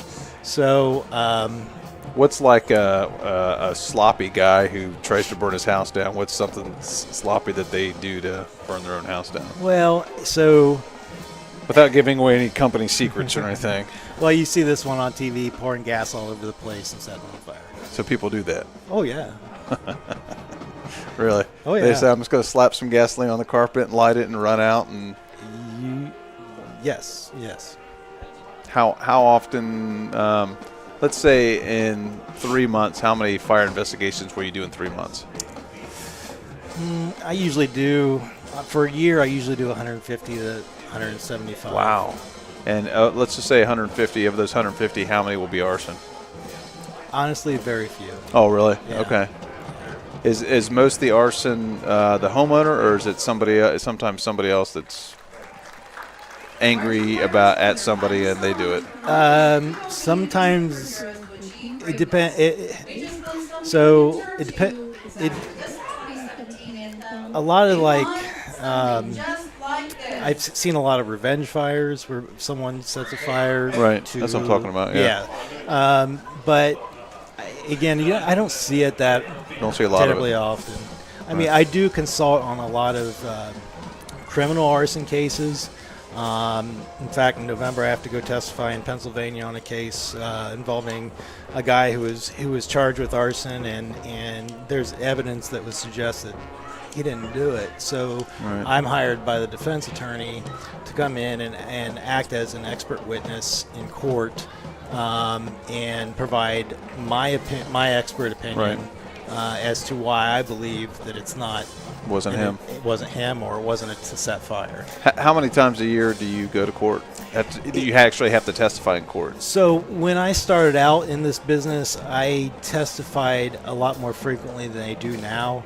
Not too many attorneys want to take cases to trial anymore. Most everything's settled Okay. before trial. So how many times like this year? How many times you've been in court? Once. Oh, really? Yeah. I've testified maybe 50 times. Now, my father, who started the business in 1980, he's probably testified 2,000 times all over the country. Right. So if there's a case they need somebody to testify, is he the first go-to guy, and then you're the? Well, he specializes in he's a kind of more of a forensic generalist. He used to run the crime lab in Dayton. Okay. And he's got more of a broad expertise in various forensic principles. So he'll testify on drug cases, toxicology cases, homicide cases, ballistics cases. It's just so he's like I said, more of a generalist. I'm more focused on fire stuff. So what's your range as far as how far do you travel to do these? Have truck will travel. Right. So for insurance cases, I'm only licensed in Ohio. Okay. I have enough work to keep me busy in Ohio. Now I consult on other cases. I don't know, probably 10 different states. So what do you have to do to get certified in Ohio? Well, that is the private investigator's license. So, which is really a way. I shouldn't say this, but a way for the state to get tax money out of us. I mean, do you have to take a test, or you just have to have a degree, or you have to get? I mean, you have to take a test and pay money and so on and so forth. But I could easily get licensed in other states if I wanted to, but I mean, but you don't need to. No, I mean my certifications. I mean, I'm a certified fire investigator through the International Association of Varsity Investigators, and I'm a certified fire and explosion investigator through the National Association of Fire Investigators. Okay. Let me throw a scenario at you. Okay, shoot. So there's a fire in Lima, and Allstate calls you and says, "We want you to go up and investigate." Okay. So walk us through. What do you do? What do I do? Okay, so I take down the assignment detail, identify the name of the insured, contact them, schedule a time to come out and meet with them at the scene, because I will want to interview them and get their take on what they observed, where they were at, what they did. And that's usually once I meet out there with them. I go through the house, analyze the usually I start on the outside of the house, analyze the burn patterns, because usually fire ventilates out from the inside of the structure. Usually where the most ventilation is through a window or a door, on the opposite side of that is where the fire started. So that gives you a pretty good indication of where in the house the fire started. And then I make my way into the house. You study fire patterns, fire flow patterns, ventilation patterns, development patterns, and try to identify where the fire started. Can you like visually? Can you look at it and say you could tell like the fire started here? You can see that. Usually, yes. I mean, there are occasions where I'll roll up on a scene and the entire house is in the basement. No. So makes it tougher. That makes it a whole lot tougher. Right. Usually, those fires go undetermined. Right. But so I do that. Once I identify where the fire started, you study what potential ignition sources are within where the origin of the fire is located. So whether it's a plug strip or a space heater or the stove, and you identify potential causes, and at that point you identify, is there a potential product that could have caused the fire? Right. Because if that's the case, you withdraw pretty much everything. You contact the client and you say, "Hey, I've got this Samsung stove here that has a recall that is the likely cause of this fire." What will happen then is the insurance company usually hires an attorney. They put Samsung on notice, and then I secure the scene at that point, and then we all meet out for what's called a joint scene exam, where all parties that may have potential liability. So will Samsung bring their fire guy out? Yes, they will, and they'll bring and I'll usually bring an electrical engineer out or whatever issue. If it's a if it's a furnace, a gas furnace, I'll bring a mechanical expert out. It just depends on who I need at that time. So what's top 3 causes for house fires that you investigate? Besides the guy throwing gasoline on the floor and running. That's a rarity. Cooking is probably is number one. Whether it's intentional or not, it's hard to prove whether someone inadvertently left the pork chops on the stove or whatever and had a grease fire. Second. Let me ask you this. What's the number one cause that people aren't home and a house burns down? People aren't home. Is it furnace? Is it electric, like an outlet? Probably electrical. I mean, there's a lot of people that get creative with plug strips and various things. Yes. More and more, I'm seeing a lot more lithium-ion battery fires. Oh, really? It's been a problem because... From like a computer or from a... Well, no, Or I guess lithium batteries are in everything. Actually, RC cars. I've had quite a few RC car battery fires because they use these lithium polymer batteries. And if you don't connect them properly to a charger, they create a violent explosion. And I've had, half a dozen of those. But so a little kid's got his car and he's got he plugs the battery up in his bedroom and doesn't. Yes, I had a homeowner that was really angry because it happened in her son's bedroom, a young son's bedroom. And fortunately he wasn't in there. Yeah. But no, in Amazon sells aftermarket batteries that are just no good. Really? And I've had quite a few fires involving those. That's interesting. The aftermarket. Best bet recommendation to anybody is buy OEM batteries for whatever product you're using it for. Don't buy a cheapie off of from China on Amazon. No. And then there's probably no recourse going back to a company on that? Unfortunately. So there was actually a write-up on a case I did.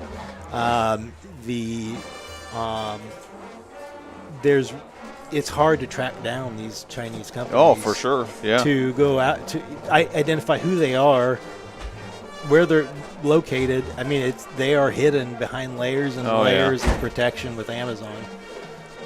So batteries and cooking. Yeah, so what else? When they're not home, I'm trying to think. Like I said, electrical. How often are Christmas lights, since we're getting up to the Christmas season, Christmas trees, Christmas lights, is that much of an issue? No, I mean, most of those are low voltage. Right, so that doesn't cause anything. They're not as, no, not as much. What's probably the biggest appliance that causes a fire? Well, stoves, if they're in improper use. Appliance. Space heaters. Oh, yeah. Okay. That makes sense.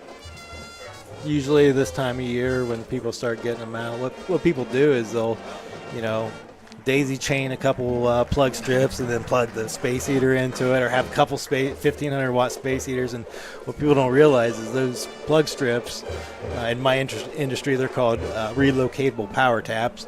But those plug strips aren't designed to handle the load of a space heater, and it'll just burn and melt where it's connected to the plug strip. And if that's near fuel, such as paper, clothes, or whatever.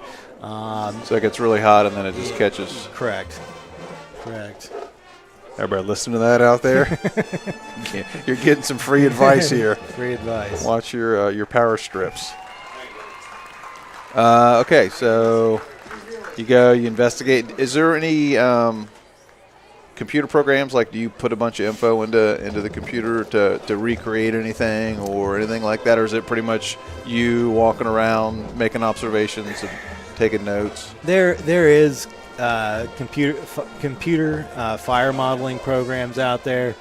It is difficult after a fire to get input the exact scenario of what you had at a fire scene. It's used a lot in testing for fire protection systems, but after the fact, after a fire, it's not as helpful. As far as technology in the business, I mean, it's cameras and I'm rare. I got an iPad. I do all my notes on. The technology has come more in documentation of fire scenes. Right. So you have a lot of like Ring cameras or whatever. They have cameras around the house that catch stuff. Well, yes, and that's helped the fire investigation industry help significantly, because if you have a camera pointing at where a fire starts, it started there. Right. It kind of simplifies it. But now I'm talking about from a documentation aspect from my job. So I now have a couple 3D cameras. So I can go in and scan the interior of the house. It will, and after I'm done, I upload it to a program. You can walk through the house like Google Street View. Right. And it will measure down to the smallest increments of measurement, the size of the room, the height of the room, and it's pretty neat. Oh, okay. So you do your report, and then you're going to report back to...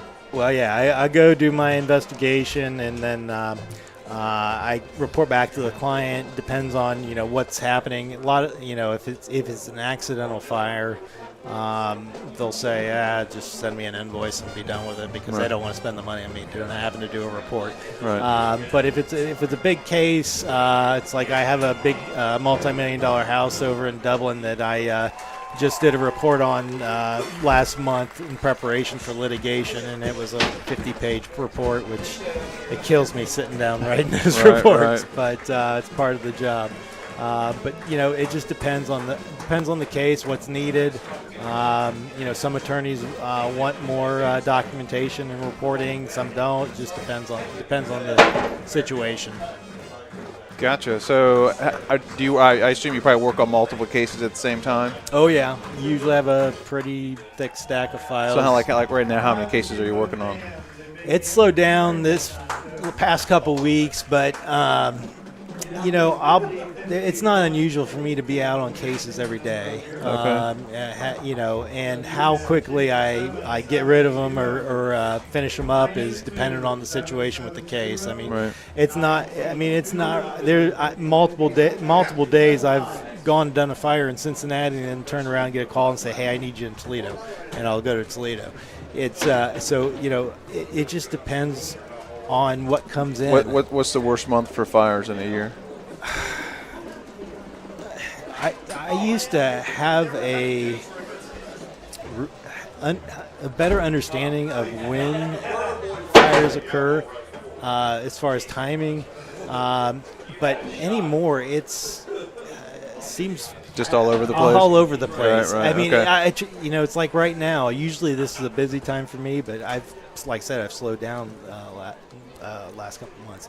I will tell you, like during COVID when everybody was shut down. Yeah. I was busier than really? I could be because people just home doing. Most fires are caused by human error. Everybody was cooking at home. Yeah. Nobody was going out to eat. Yeah. Occasionally, holidays usually get a little busy. Get a couple turkey fires are good.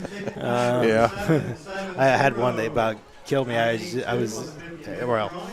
was in it's like a 10-car garage and had all sorts of exotic cars, and thought it was a good idea to fry his turkey inside there. No. Fortunately, it didn't do a lot of damage, but it got smoke throughout all these cars, these beautiful cars. I'm a car guy, so I love cars.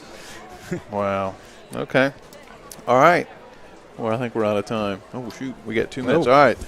Well, hey, that was fun. That was interesting. Appreciate it. Mr. Fire Scene Investigator. All right. Thanks for having me. All right. Yeah, thanks, Ben. Appreciate it. Take care. So that was Ben Diaz, school board member, Bulldog grad, Fire Scene Investigator. That was interesting conversation. And Coach Berner got his shoes and socks back on, done counting up stats. Got my flip-flops on. Wait a second. Made This it- isn't mine. Made it easier. Here's one. Okay. Hold on a second. Am I standing on? Oh, it's me. I'm sorry. I'm standing on it. Where's the records room? Okay. That feels so much better. Dr. Rosen. Dr. Yeah, Rosen. that was pretty interesting. Talking to him. Yeah, I tried to.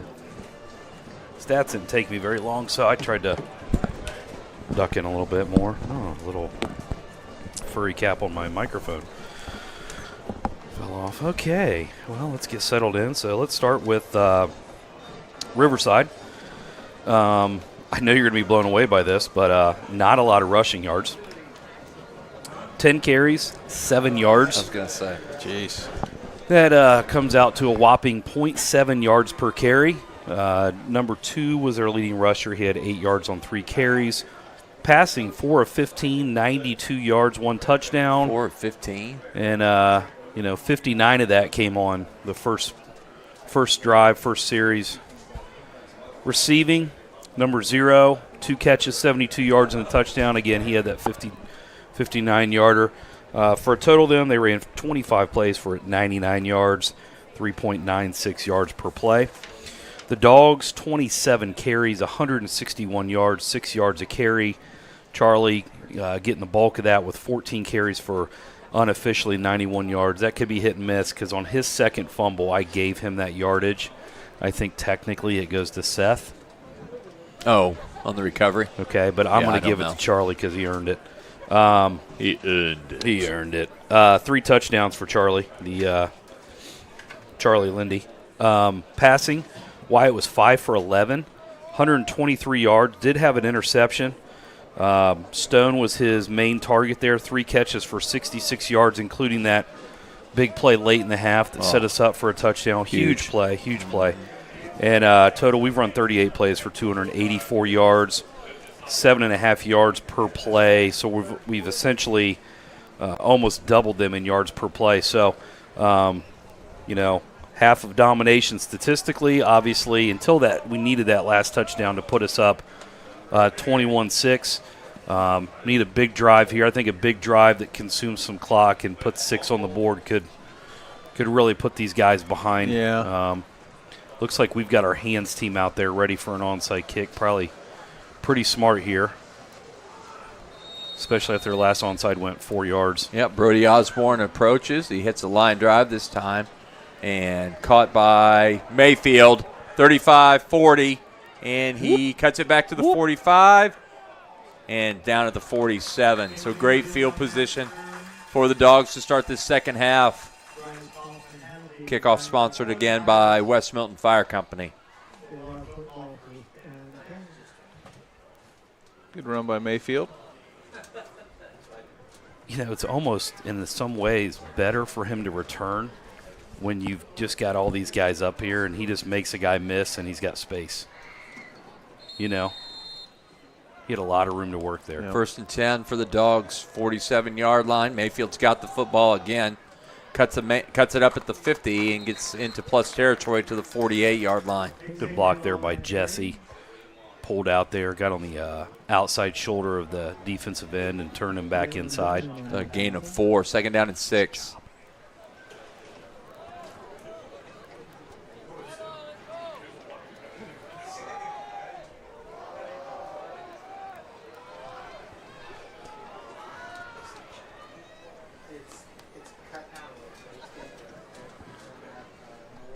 This time up the middle to Lowry. Oh, and he breaks free for a 1st down all the way to the 40-yard line. Good Legacy overhead door 1st down. Good hard run there. I'll tell you what, watching a lot of Coach Pierce football, I can't remember, going back here and having 3 backs that are just so quick hitting the hole, which is so important in this offense. Yep. And then you got the kid like Mayfield who stretches everything. Here comes a little wheel. And he is in motion. Charlie Lane this time. He's hit hard, but he falls forward as he most often does. Charlie runs hard. Seth runs hard. Give him 6. Yeah. 2nd down 4. By the way, Ethan sent me a message. He wants Charlie on his fantasy team.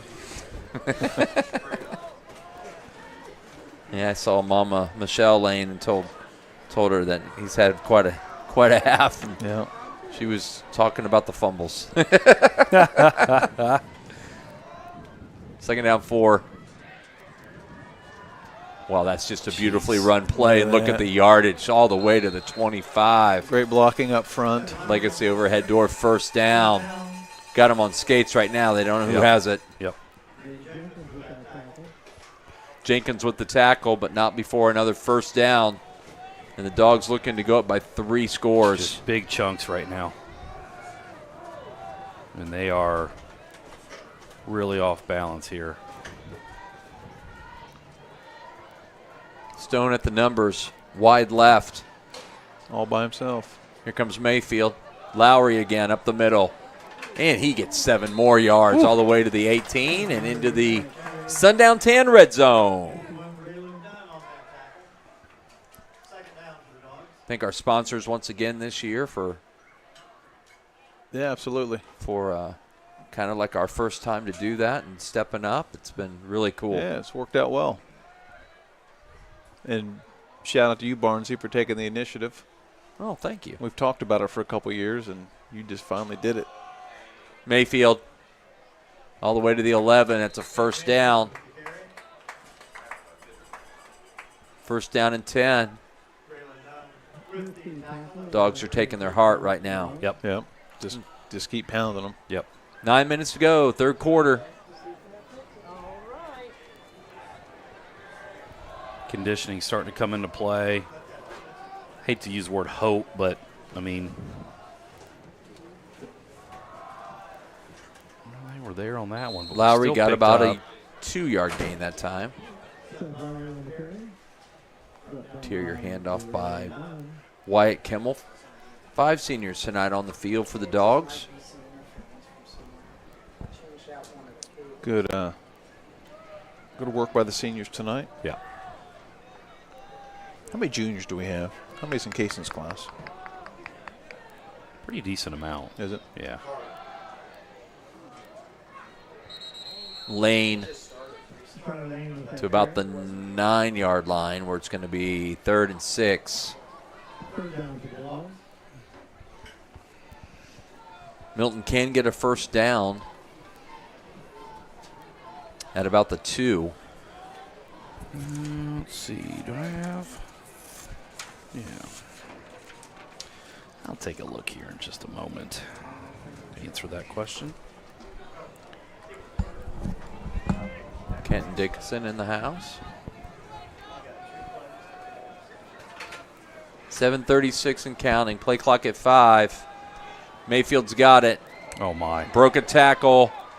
Gets to about the 5-yard line where he's swallowed up, and it's going to be about 4th down and 2. Yeah.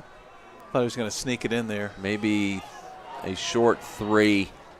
Got to get to about the 2-yard line for a first down.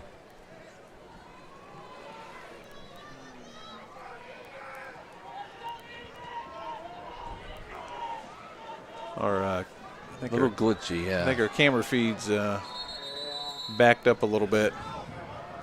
Timeout, Bulldogs. MU. And Coach Pierce called a timeout just so we could get things Just so we figured could out get up here. Yeah. That's a flawless design timeout. That's a Tom Beck timeout. Okay, here we go. Trivia question. And these are from .gen, so you can't cheat, Barnes. All right.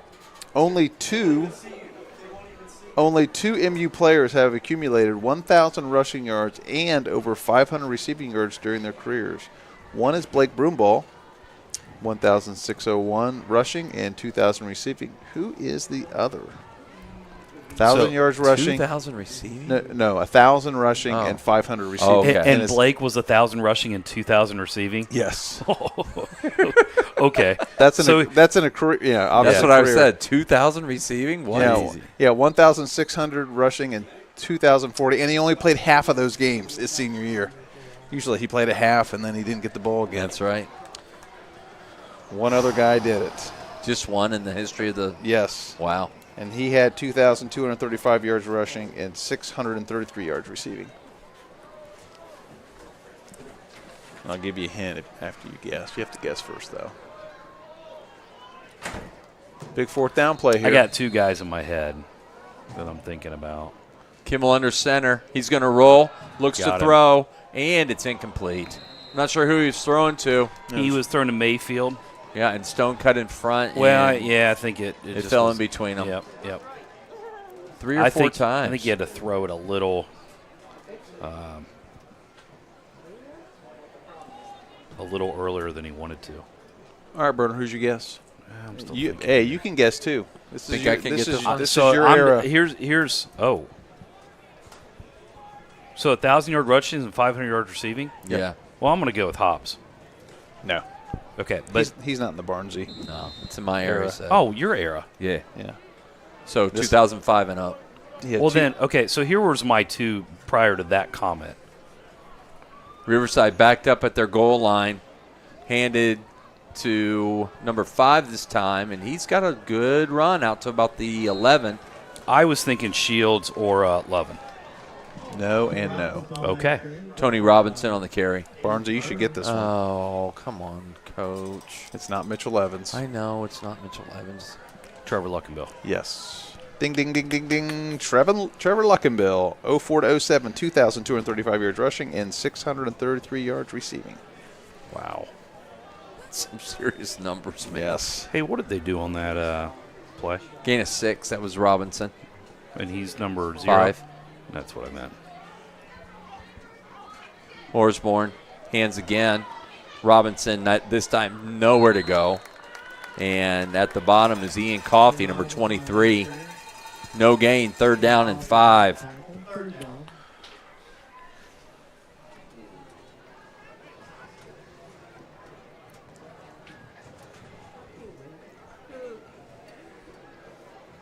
You know, I'm happy for this Jesse Williamson. He's worked hard, and he's had a good year. He's a really good kid, too. Yeah, he is.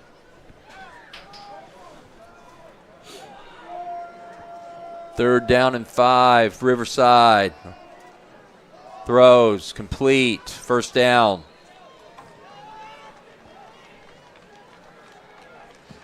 Smith. Check some of these other scores, see if Oakwood's done anything. Mr. Sam Niswonger wants you to tell your story, Rusty, about your situation back in the day at some point. Tip City, Xenia, 14-14. Oh. I have no idea what he's talking about. Okay. Yeah, I can tell that story. Oh, there's Another good run. Really run good for run them. that time. All the way to the 29-yard line. East, 28, Covington, 14 at half. about 15 yards there, wasn't it? Yep, Tony Robinson once again. Troy, 28, Sydney, 20. Again, if you're watching this on Saturday, this means nothing to you. But Northridge, 24, Lehman, 7. Third quarter. Marion Local 28, Coldwater 0. Valley View, 41, Waynesville, 21. Oh, wow. Valley View starts slow every game. Yeah, but here they go. Ooh.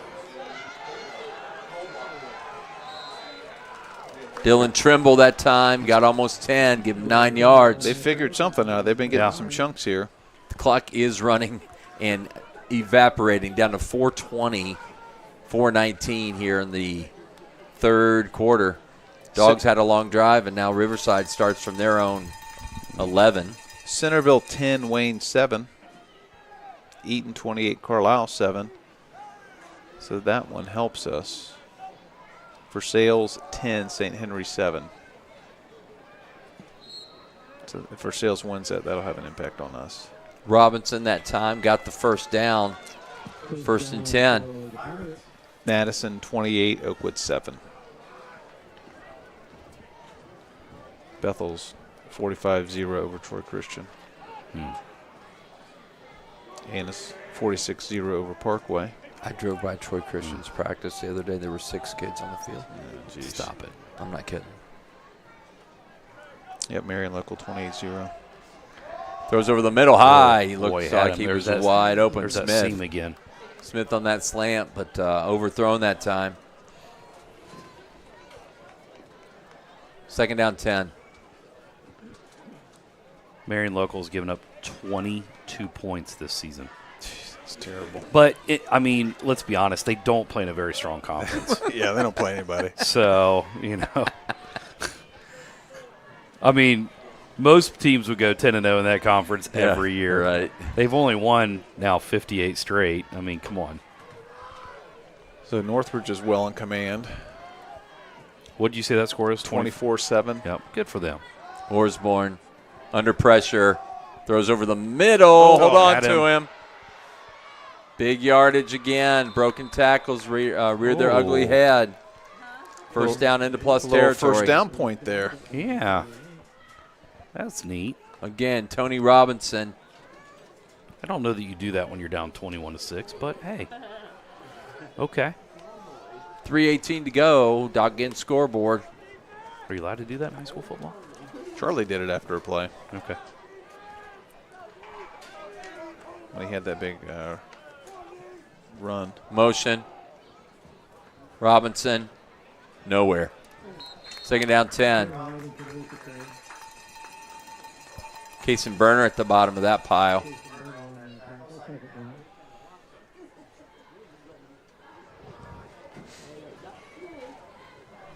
.246, 245 and You were counting. asking about juniors. Now it's 32-7. Northridge. Yep. So this game's starting to get ugly. Come out right away, shut down Lehman, then go 9 plays, score on a 30-yard run, 2-point good, 32-7. I don't think Doggone he it. crossed. I really don't think he crossed. Oh, they called it on them this time. I got 11 juniors, Coach. Okay. So, looking at this game, I remember, and I remember. just for When we fell in love. oh my gosh, No, that's not where I was going. The Oh, wheels, yeah. Okay, Michael.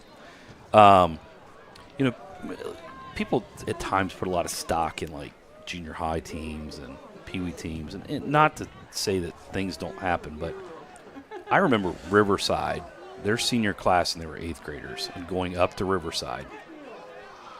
And I remember Osborne, and they absolutely destroyed us. Ooh, a little high. Good coverage. Yep. Who had that coverage? And you're, but Charlie the other, Lane. but Charlie when you, Lane. when you get into high school, other classes around you matter too. Correct. Now, granted, that was a combined 7th and 8th grade team. Right. And their 7th grade was not very good because we beat the doors off them the next year. But they were so good as 8th graders. In fact, they came in. And I'm not saying that in a bad way for them now. I'm just saying, like, It's not always an indicator. there's a lot of time that people say, oh, well, they should be. And I'm sure they're hearing it on the Riverside side that they were so good in 8th grade. And they were. And now they're here their senior year and they're, getting beat. But, just – They did lose the one kid to Bell Fountain. yeah, the Cleary kid. Food for thought. It's just something to keep in mind. And, I know all of us coaching as long as we have, like, there's a lot of times, you can look at a group in junior high and say, hey, they could be pretty good. Yeah. But at the end of the day, you can't put a lot of stock in that stuff, A lot of variables there. Yeah. Suddenly you've got Riverside at 3rd and 20 after a false start penalty, a play, and then a delay of game. A little reverse action. Oh, They're going to go he's deep. wide open. Smith is Overthrew wide him. open, and he Overthrew missed him. him. Wow. I mean, goodness gracious, What a play. guys. Well executed. We were beat there. Yeah, we were cooked. So, okay. You ready for this story? Yeah. Okay. 4th and 20 is a good time for it. Well, 152. I'm gonna throw my mom under the bus here too, just because I can. Way to go, Yeah. Burner. Wow.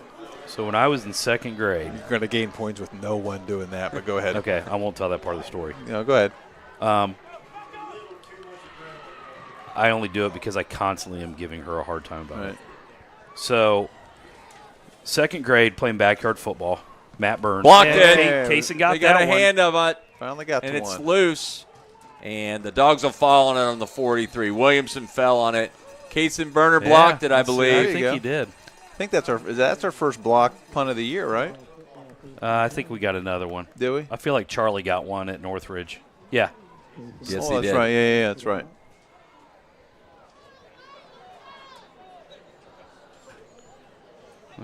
They're starting in Riverside territory again. Yep. I think there was only one drive. So 1st and 10 for the Dogs. 1:43 left on the dot game scoreboard.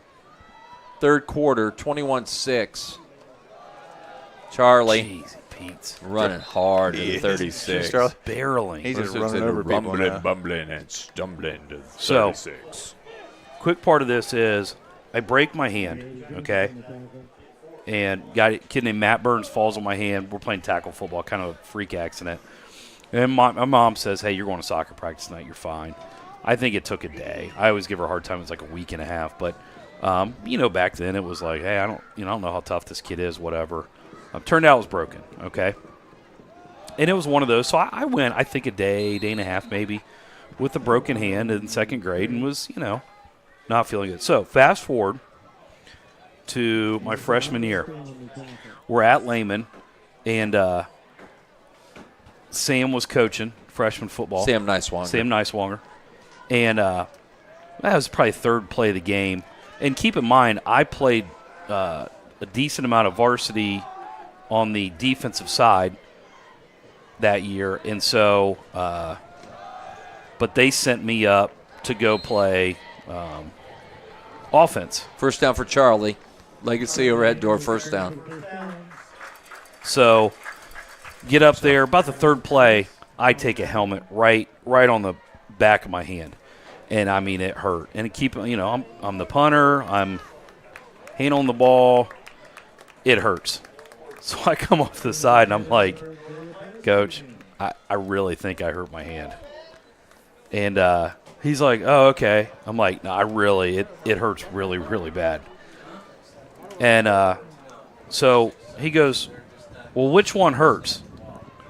And I'm like, this one. And I can barely hold it out there, shaking. He goes, well, hold out your other hand.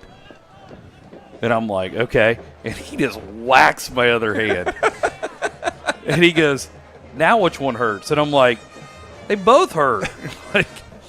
So he goes into the. Did he learn that in med school? Yeah. So he goes to the med kit, and he takes an old school hip pad out and cuts essentially this little pad to put on my hand. Tapes it on. And tapes it on. And he goes, you're fine. So I go in, and I play the rest of the game, and in terrible pain. I remember getting back to the school, and I'm like, I think I probably need to go get this thing. So we go over to Stouter. Stouter was still at a hospital in Troy. Get it x-rayed. We're already back, and everybody's still here because I think there was a soccer game. And I walk up. I'm like, hey, Coach, got a broken hand. He's like, you got to be kidding me. And he goes, well, which one was it, the one I hit or the one that you got? Oh, that's funny. So I like to give him and my mom a hard time that the two times I had a broken hand, They didn't believe nobody believed me. Yeah. It's damaged me for years Yes, to come. still talking about it. I just, Here's a jet sweep. I won't even go to the doctor Mayfield. for anything. They're going to get Charlie for Yeah. a hold. I don't like that call because his hands are inside. And I don't know the kid was trying to release, but that's what they're going to call.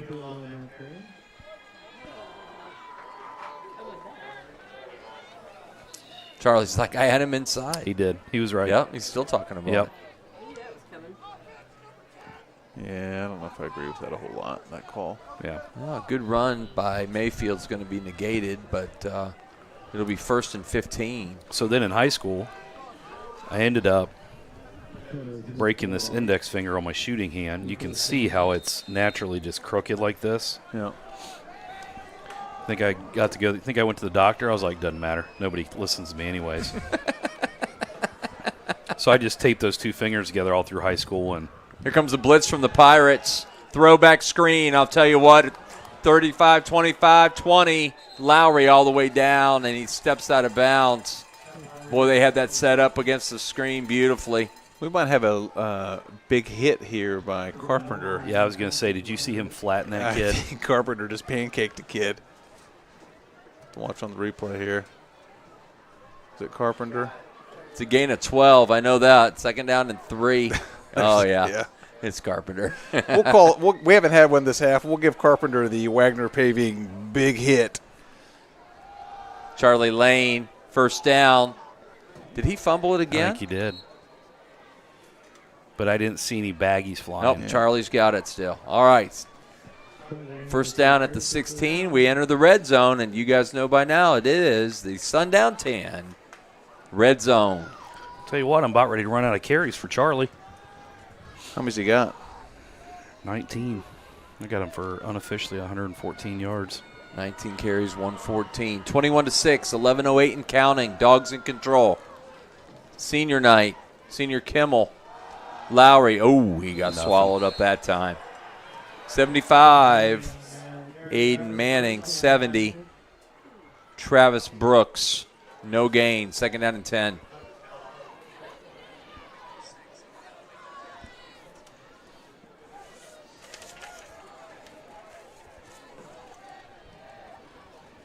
Gonna check the Northridge score again here. Oh, I just got a text from Pytel. I think the Northridge Polar Bears are going to be champions of the TRC. Yep, 9-play drive. Lehman scores, 3 minutes left in the third, 32-14. Well, they've been a comeback team. Yep. Oh, wow, a little counter move. Charlie hits the hole hard, and he is going to be brought down about the 11. Give him 5. It'll be third down and 5. East 35, Covington 14. Tip Xenia still 21-21. Wow. Valley View 41-21 over Waynesville. Troy still up 28-20 on Sydney, although it still says third quarter, so that might not be updated. Big third down for the Dogs here. Seems like they've been down here all night. Little reverse action. Mayfield tries to hit that gap. He does hit the gap. He's got a first down. He's got a touchdown. Wow. Nice run. Touchdown MU. They had him 3 different times. 1, 2. Nice dive at the end. Nice effort. 6 on the board, and it's 27-6. That's an effort touchdown right there. Mm-hmm. I know that play's designed to go wide, and he cut it back inside for a touchdown. That could be a dagger. Yep. This could be 30 in a row. Snap, set, kick. Oh, no. Get there. Oh, I thought that was the jinx. There you Thank go. You can't Thank say you. something during the snap. The announcer jinx. It did not come off his foot very well, but it is good, and it's 28-6. That might be the dagger. You're right, Rusty.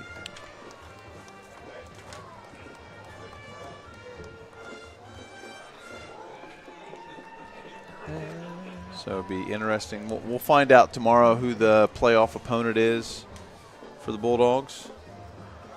Versailles winning, I hope it's East. That'd be awesome. Oakwood losing, Carlisle winning. So we'll see. But like I say, You want a rematch? I'd rather play somebody we I'd haven't rather play played. somebody new. You know, in soccer, in tournament, you hated playing somebody you've already played because you get the emotions in there. You like playing somebody you haven't played, you don't know, because there's no emotion involved. It's just the talent on the field. So.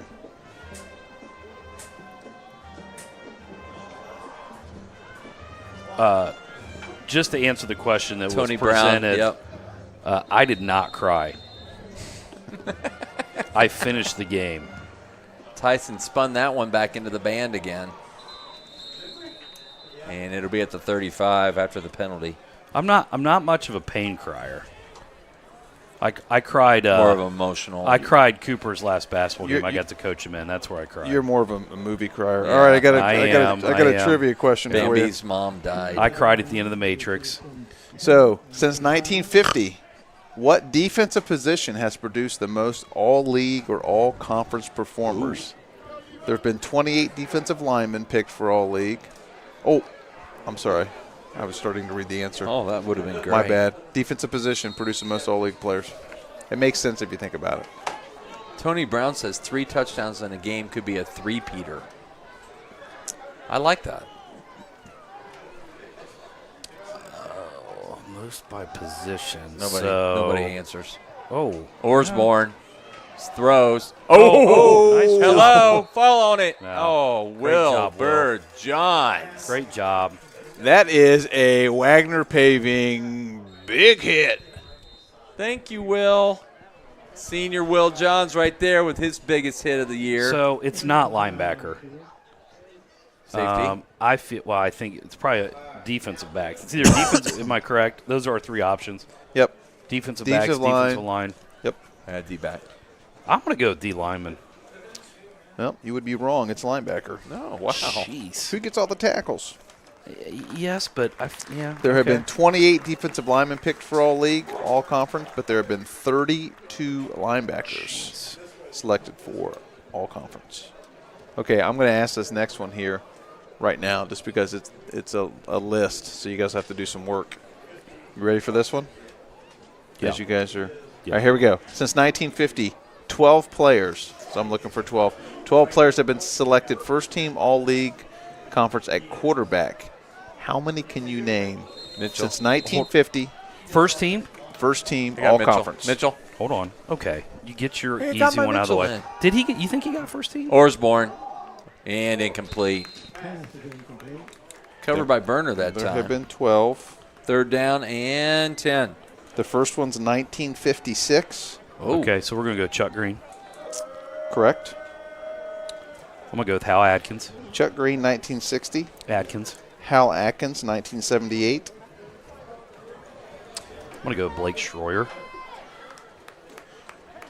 Blake Schroyer, not on the list. Then it's going to be Eddie Lindinsky. Eddie Lindinsky, 1981. Orsborn to throw. 3rd and 10. Rolls over the middle. Tipped in. Incomplete. Okay. Nate Mortar. Intended for Yes. Pertee. And Riverside, do they throw the white flag here and punt, or do they go for it? Doug Rammel. Yes, 1985. Pirates are going to go.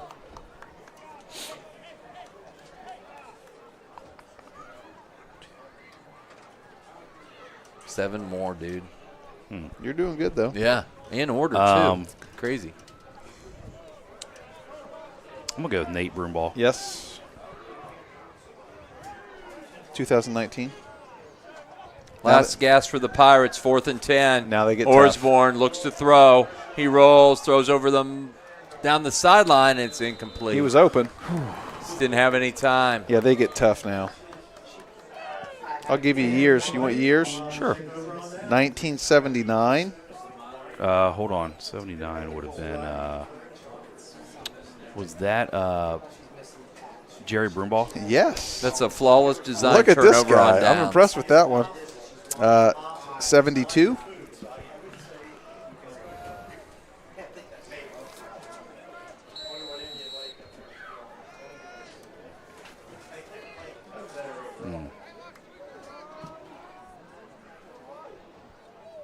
Kimmel. Lane. 1st down and more. Skip that one. Goodness gracious. Give him 14. Grafflin on that one, 72. 1970. One of these I'm surprised you haven't got. 1966, 1970. 2 guys. You know them.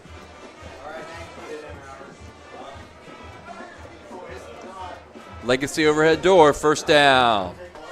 I want to say Donnie Howe just because, but No. it's not Donnie Howe. No.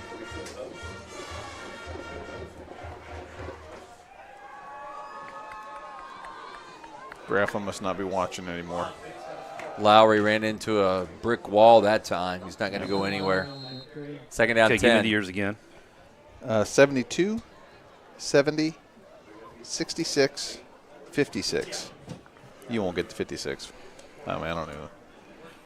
I've never heard of the 56 Is that all he's guy. got left? 4 I'm going to more? go with one of them was, and I'm trying. We talked about him earlier. He ended up transferring to Wayne, or not Wayne, but Stebbins. His dad was a coach. Long. Oh, No. Okay. The kid that went to Ohio State. Yeah. Yeah, that was a good story. 7:58 and counting. Fourth quarter. You're throwing me off by the fact I know them. That doesn't that just broadened the stroke. Jet sweep. And Mayfield got a couple yards. They've been on Mayfield tonight. Yeah. They got couple guys spying him or what, but they've Third and a long 6, short 7. they haven't given him any room to do anything. I believe the Bulldogs have started one possession in their own territory after that punt. That one punt, and that's it. Everything else has been in their side of the field. You have to give me some hints. I'm blanking. Right Getting now. in the Hall of Fame, I think, this year. Is that a Hammond? No. No, I'm sorry. Whoa. Stacked up. It's not a Vagadis. Yes, it is. Okay. Mark Vagadis, 1966. That was Travis Brooks. So he was the 66. Okay. Yep. You ready to throw in the towel? No. Okay. No. I feel like 70 and 72 I can. Dun, dun, dun, dun, dun, dun.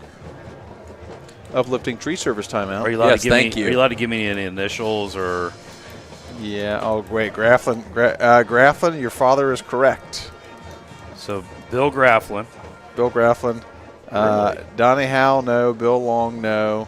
We already get. Who was Grafflin? Was he? But Which- was Dad's what your dad said, Grafflin, is correct. He said so. Was Grafflin 70? Yep. So then I guarantee his dad got the 72. So who's give me the initials on 72?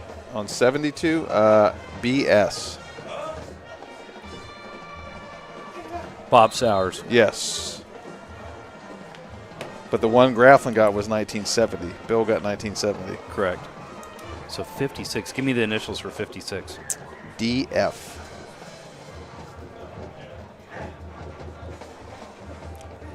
I've not heard of this gentleman, so. Okay, I'll give on that one. Dick Felter. Yeah, wouldn't have got it. Yeah. Not a chance. Kimmel to throw. Throws it over the middle, and he overthrew him. So the only one you're missing is 1970. No, we got 70. I thought it was Bill Grafflin. No. Bill knew who it was. Oh. I was going to say, I was like, I didn't think he. No. No. That wasn't Slick Billy Grafflin. Yeah, I was in going to say, like, 1970. Like Willie Grafflin. that's.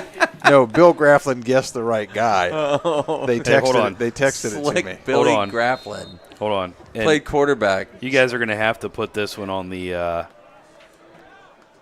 camera here in a minute. Let me get this thing ready. Osborne to throw. Tough night for the kid. Sack. Yep. Schuler. First sack of the night. Okay, you guys. Nice job, Schuler. Tom, you guys need to put this on the camera. I'll try to center it. This is what you call a first-team all-conference team manager. I'm trying to. Yeah, That's good There right it there. is. Right That's perfect. there. There it is. Andy That- G. If you're wondering, you Is that young- Max? Oh, No, you younger Bulldogs, if you're aspiring to be a first-team all-conference manager, that's the bar. That's what you have to look like. Okay, so give me the initials for the 70. You'll get him on JF. Osborne to throw. Caught. Some room. He gets back out to the 14, 15-yard line. John Fine. Yes. I didn't Sitting right in front of him. Okay. 3rd and 14. I don't know why I wanted to throw John Fine as a running back, and I know because Dave played running back. Yeah. But that one. Osborne fakes the handoff. Throws over the middle, Oh, and nice it's caught. throw. Nice throw that time. First down. Hey, update from Pytel. Starting the fourth quarter, long pass touchdown Ridge, 2-point conversion good. First play of the fourth quarter, 40-14 Ridge. Just running away Landon with Purty, and it's Northridge Polar Bears. TRC champs. Just started the fourth quarter. 12 minutes away. Do we have more trivia? Osborne. No, with that was our the sixth bounce. and final trivia question. But I was going to run through the list here. So your first team all Conference quarterbacks: 1956, Dick Felter.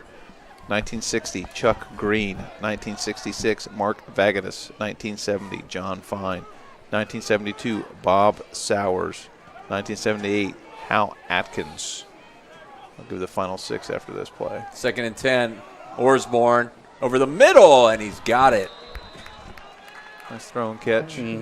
That's Robinson into plus territory. Number 6, Jerry Broomball, 1979. Number 5, Eddie Lendinsky, 1981.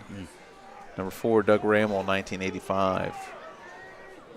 Number 3, Mitchell Evans, 05 and 06. Osborne. Oh, my. goodness. Oh, my good. No. Okay, going to watch this one. Let's watch this one. It's a little high. Yeah, I say him kind of high. But he didn't lead with the helmet. I think it's probably more defenseless. Yeah. I mean, he hit him with the shoulder. Bulldog crowd not happy. Here's Yeah. another look at it. Ooh. Yeah, that's a pretty good live action call. Yep.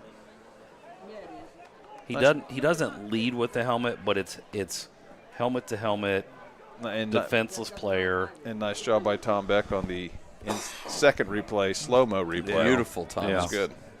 Beautiful. Definitely better than Pickwa or Troy in that That's right. situation. Hands down. I don't know that they can pull that off. I'm just saying. 5:05 to go, and Riverside driving for the first time since the opening drive of the game. Incomplete. Your final 2, so yeah, Mitchell Evans was 05 and 06. Only guy to be on there 2 different years. Nathan Broomball, 19, and then Nathan Mortar, 2021. I was going to ask how many of those guys were 2-time. I would have only went with Mitch, and I probably would have thrown Chuck Green in there. Yep, just 19. So I went with Blake Schroyer because, interesting fact about Blake, and I couldn't remember this. Yeah, because he was the quarterback when they won it in 81? 82. 82. I believe. Yeah, he was. But his junior year when they won it in 81, he was an all-conference receiver for Eddie. Because Eddie was 81, correct? Yeah. Okay, and so his senior year they go, oh, we're just going to move him to quarterback. He was an athlete. Yeah, and they won the league again. And I thought, Blitz, here comes Coffee. Got a first down. jeez. And that is Robinson again. No, excuse me, that's number 2 this time. Trimble. And red zone opportunity here for the Pirates. Good pressure by Coffee. 35-0 Marion Local. Their running clock. Against Coldwater. Against Coldwater. 4:34 to go. That's not right. There's something wrong with the Maria Stein people. That's pretty awesome stuff. Osborne He's throws. Touchdown. And a great drive from the Pirates It that was. time. All through the air. Tony Robinson with the score. 28-12. Nice touch pass, too. Going to get it over a couple defenders. We were Pirates asked will go for 2. Wonder when we were asked when the last time Northridge won a league title. I bet it's been 50 years, 40 to 50 years. It has to be. Well, the last time they beat us was 50 years ago. 74 was the last time they In beat the us. years that we were out of the SWBL, there's no way they did. The SWBL was. Oh my! He caught it. He called it incomplete because of the guy he threw it to, and then he saw the other guy catch it. So I believe since the first call, he called it incomplete to start. Yeah. So now you do get your hands team out because it will be an onside kick. Mm-hmm. And I'm sure Doc's going to tell us next week if we're able to do a broadcast next week. Mm-hmm. When the last time was that Ridge won a conference title in football.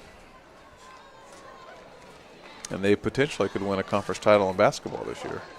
They're going to be pretty good.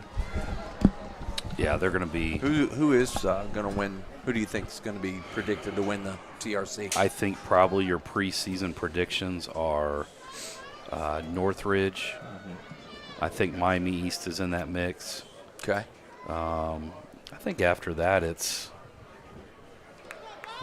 pretty wide open. I think Lehman will probably get some love. Yeah, they'll be pretty good this year. But, it's, Coach Carlisle's done a good job there. And, they haven't had they won't have a traditional post guy like they've had to kind of run their stuff. They do have some really solid guard play. Onside kick coming, probably. Yeah, for sure. Oh, that's a good one. They got That's it. a good one. I say that bounced just the way they wanted it. Right when it hit the 50, it popped up. I'd love to see that again. I'm not sure all their guys were onside. Pirates recover it. And plus territory, 4:22 to go. Dogs up 2 scores, 28-14. That thing hit the 50 and just popped. He couldn't hit it any better.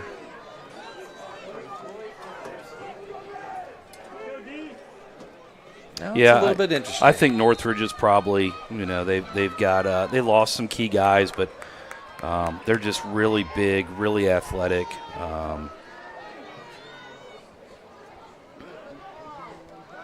Orsborn to pass. Schuler's on him. He rolls. Oh, looks to you throw can't. and steps out of bounds. How can you tackle you can't and hit a roll- guy's ankles? You when can't roll up on a guy. Yeah, how do we not call that, guys? That'll be a loss of 1, second down and Done 11. a really good job tonight.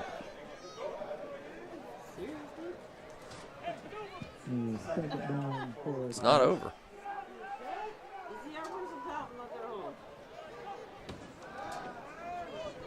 Orsborn. Here comes Schuler again. And incomplete. Schuler is busting through. Schuler busted through 2. They were double teaming Schuler. He just split them. Yep. Look at him. He's just. He's probably enjoying this because he just gets to pin his ears back and go. Yeah, because they ain't running it. Yeah, they're There's Third no down and run 11. responsibility. Yeah, Yep. exactly. He just gets to bull rush everybody. He gets the Joey Bosa. You mean TJ Watt? Third down and 11. You've only made 2 Steelers comments. know. Just had to be That's that. pretty good. That's We're awful. 5-2. I feel good. Oh, that's weird. You predicted 4 wins. Never would have guessed. Trips left. Here we go again. Coffee's got him. Oh, that's got to be a problem. grounding. That's got to be a problem. Well, the first thing is it didn't get to the line of scrimmage. No. And there's the flag. No. Well, the The lines judge, he's coming over. He's going to say there was a receiver. We've got Riverside's coach No, in you his ear. cannot say that he's thrown to the. And Thank intentional you. ground. Yeah, you it ha- can't. No it has to way. be. The linesman over there was shaking his head that no, it wasn't. It had to be. There was nobody there. Loss of down. I love. You know what? One of my favorite signals in high school football is the loss of down, where they kind of like a belly dancer, they put their hands behind there, kind of like the Macarena.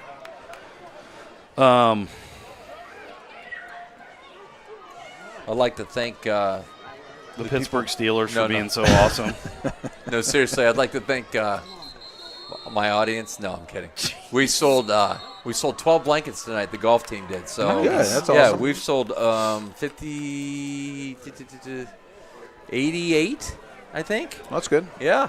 You sold 88 blankets? Yes. Holy cow. Yeah. So Okay. Over Good for you. the whole. So thank you out there. Appreciate you. For those at home, there is 4 minutes left in the game. I got a text from My bad.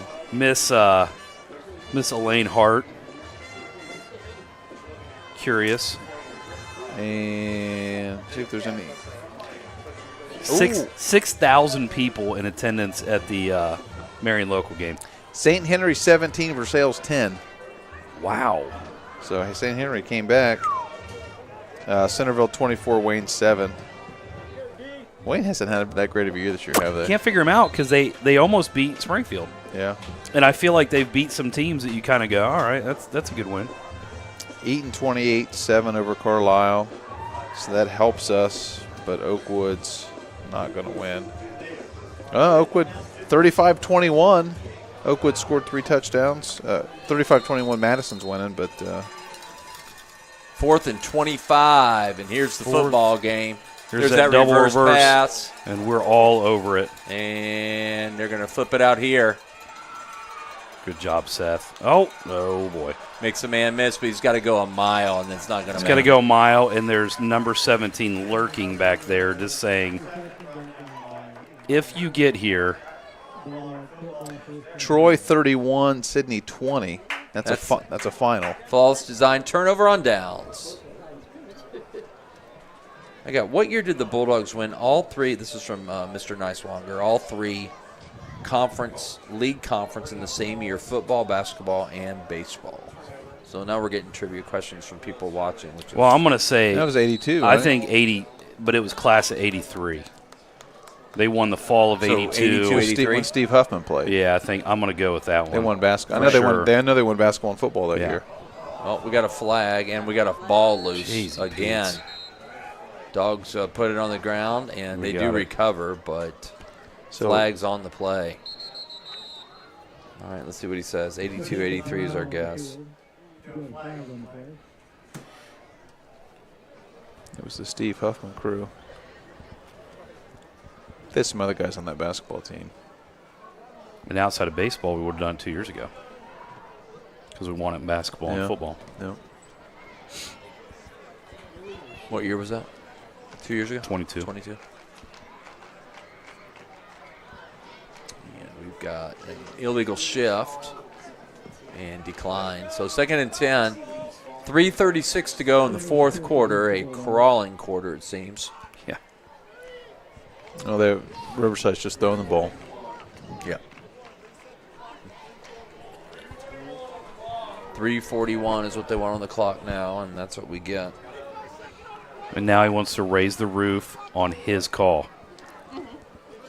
That's not what that meant, but Did he use one hand or two? raise the roof on me. Play clock resets to 25. It's like bad lip reading.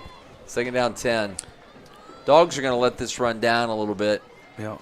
Probably snap it around 2 seconds to go. 10 seconds on the play clock, 3:27 on the game clock. And snapped at 5. Lowry gets about 3 yards, and Riverside refused to die, calls timeout. All right. An uplifting tree service timeout. Yeah. Coach to the end. And that'll be the end of their timeouts. Don't stop coaching.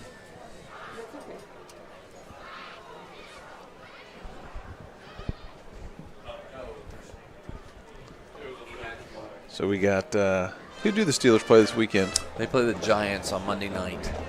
Bengals play the Eagles. Bengals were going to be without T, it looks like. And then that's a tricky one versus the Eagles. Yeah. The Eagles have struggled, but there's talent there. So You got to be able to. I mean, if you have aspirations, you got to win that game. Yep. They just dug such a hole. Well, we were talking about it on the Sunday night game. They've lost every game by 6 points or less. Right. And the teams they've lost to, outside of New England, Ravens, Kansas City, Kansas, Baltimore, Washington. Those guys are all. Oh, I think the Bengals are really good. I think they're going to have a winning season. I I really do. Just got to get on a roll. 3rd and 8. Blitz. They beat the blitz. Charlie's got a 1st down all the way to the 30. Coach Pierce loving that. That's you got to love that. And getting his little fist pump, and he knew that was a huge play. They can't stop the clock. It's a 1st down. And he went 10 yards before he got touched. Yeah. But, right now it's ball security. Give up a couple yards for, those extra yards and just, hey. It's tough for a kid. It's tough for a player to go. I'm going to concede because got that mindset of, hey, if I break this thing's really over. Play clock at 5. Charlie. And he's got How many carries does that for 10 Charlie more. now? You know what? I stopped. I'm going to put him around 25. Yeah. He's been a workhorse tonight. He's probably pushing 140 yards now. Second 100-yard game of his career, 3 touchdowns. Really big game for Charlie. 2:25 and counting on the dot game scoreboard. Coach Pierce will use his one of these timeouts to get those senior recognitions. He does that every year. I love it. 2-12. Coffee this time. Ian Coffee with carry. I think Will tackled him. He ran right into Will. Will turned, and it happened to be right by Coffee. And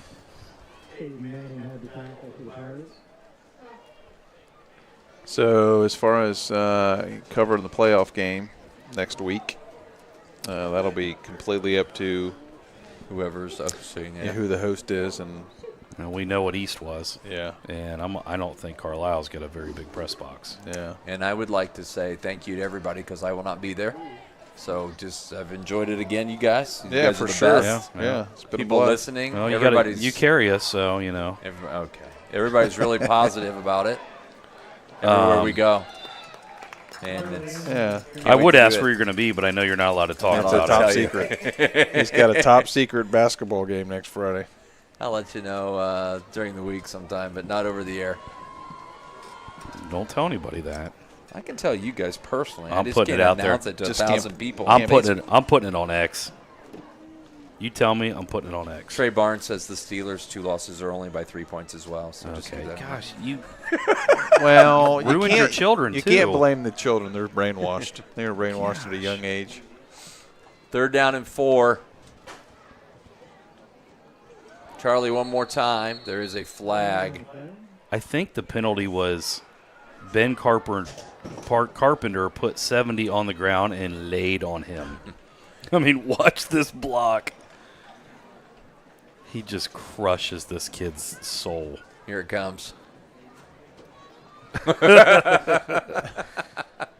You know, I ask Ben every Monday, how many pancakes did you have? And I know we got at least one. Clock runs. 40 seconds to go. He's going to call his timeout after this, or he's going to do it right He's now? going to call it right quick. He's getting ready to call timeout and get those seniors out for their final recognition. Play clock at 6. And timeout. Coach Pierce at 25.8. Yep.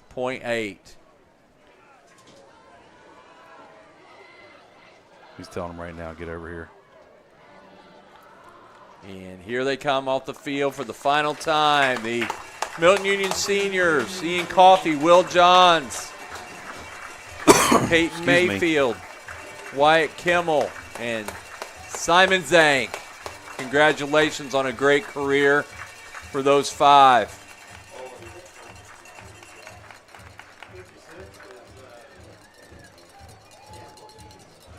Case and Burner coming in, too. And Murder's going to take a snap. Yeah.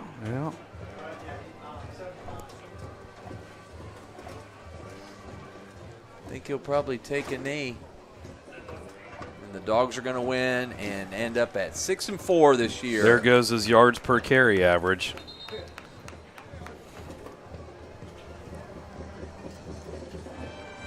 Good job for those seniors. Happy for them. Absolutely. Great ending. Glad they kind of go out on a win. And just so you know, back to that junior high thing, I'm pretty sure those seniors were winless in 8th grade. Oh, really? Our seniors were? Yeah. That's going to be the ball game from the stadium tonight. 28-14. 28-14, your final from Memorial Stadium. And as always, a big thanks to Robert and Tom for all they do with WMPA and all the work behind the scenes and the production and the quality of everything. So shout out to those guys as always. Absolutely. Great job, guys. Yep. Thanks, guys. Yep. Well, we'll let you know about next week, but for now, Coach Berner, Coach Grudich, and Brett Barnes saying good night, everybody.